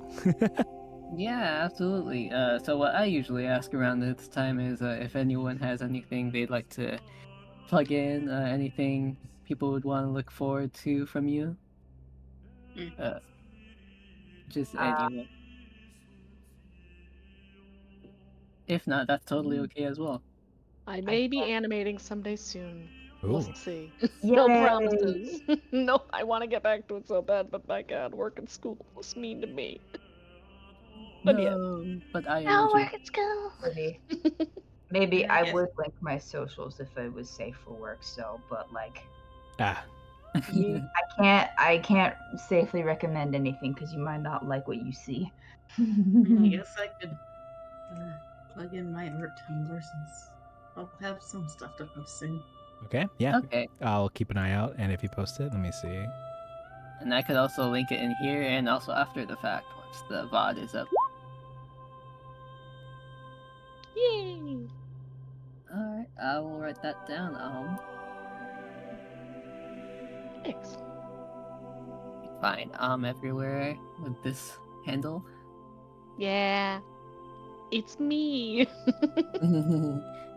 You can find Stag everywhere with this handle. Yay. And for your convenience, I'll put it in the VOD link as well. And Troy, of course. Captain Troy Handsome on Twitch. Yes, that's me, twitch.tv/Captain Troy Handsome. I've got Halloween one-shots, winter holiday one-shots. I actually have a St. Valentine's Day one that I haven't run in a while, so hey, that's coming up in a few months. So Oh my gosh. With all the romance in the air? No, Ooh. we can use it to romance each other. oh, well, maybe there's less romance than people are expecting in this particular one, actually. Oh. But it's Alright. flexible either way. I could. Oh, I see. It's that kind of Valentine's Day. It's not one where you have to take Yeah. down Cupid. It's I have a that kind of- friend who had Yeah. one where you have to take down Cupid himself, but this is not that. Oh, nice. For a moment, I was thinking it was going to be a horror-themed Valentine's thing. I was, Ooh, I was that'd be cool I too. was gonna make a joke Taken about. literally. I was gonna make a joke about it being like some sort of 50 Shades of Grey. Oh, you're. I'll send you all a sneak picture We're of not doing romance. what it We're is. just doing kinky stuff. Yeah. All right, but that's all I've got. All right. All right, everyone. Yeah. Thanks so much for joining us. Yeah, have a good night, everyone. This Yeah, was so thank you much so much. fun. Yeah, thank you so much. It was a lot of fun. I had a great time. Merry North Pool. Oh Very yes, North yes. Pool. Yeah, they'll come into play next time. You'll see. Merry Christmas. Merry Christmas. Christmas. Chrysler. All right. Night. Chrysler. May your homes all be warm and snug in this cold season. Thank you. Okay, I've stopped mine. And I'll sign off on my end.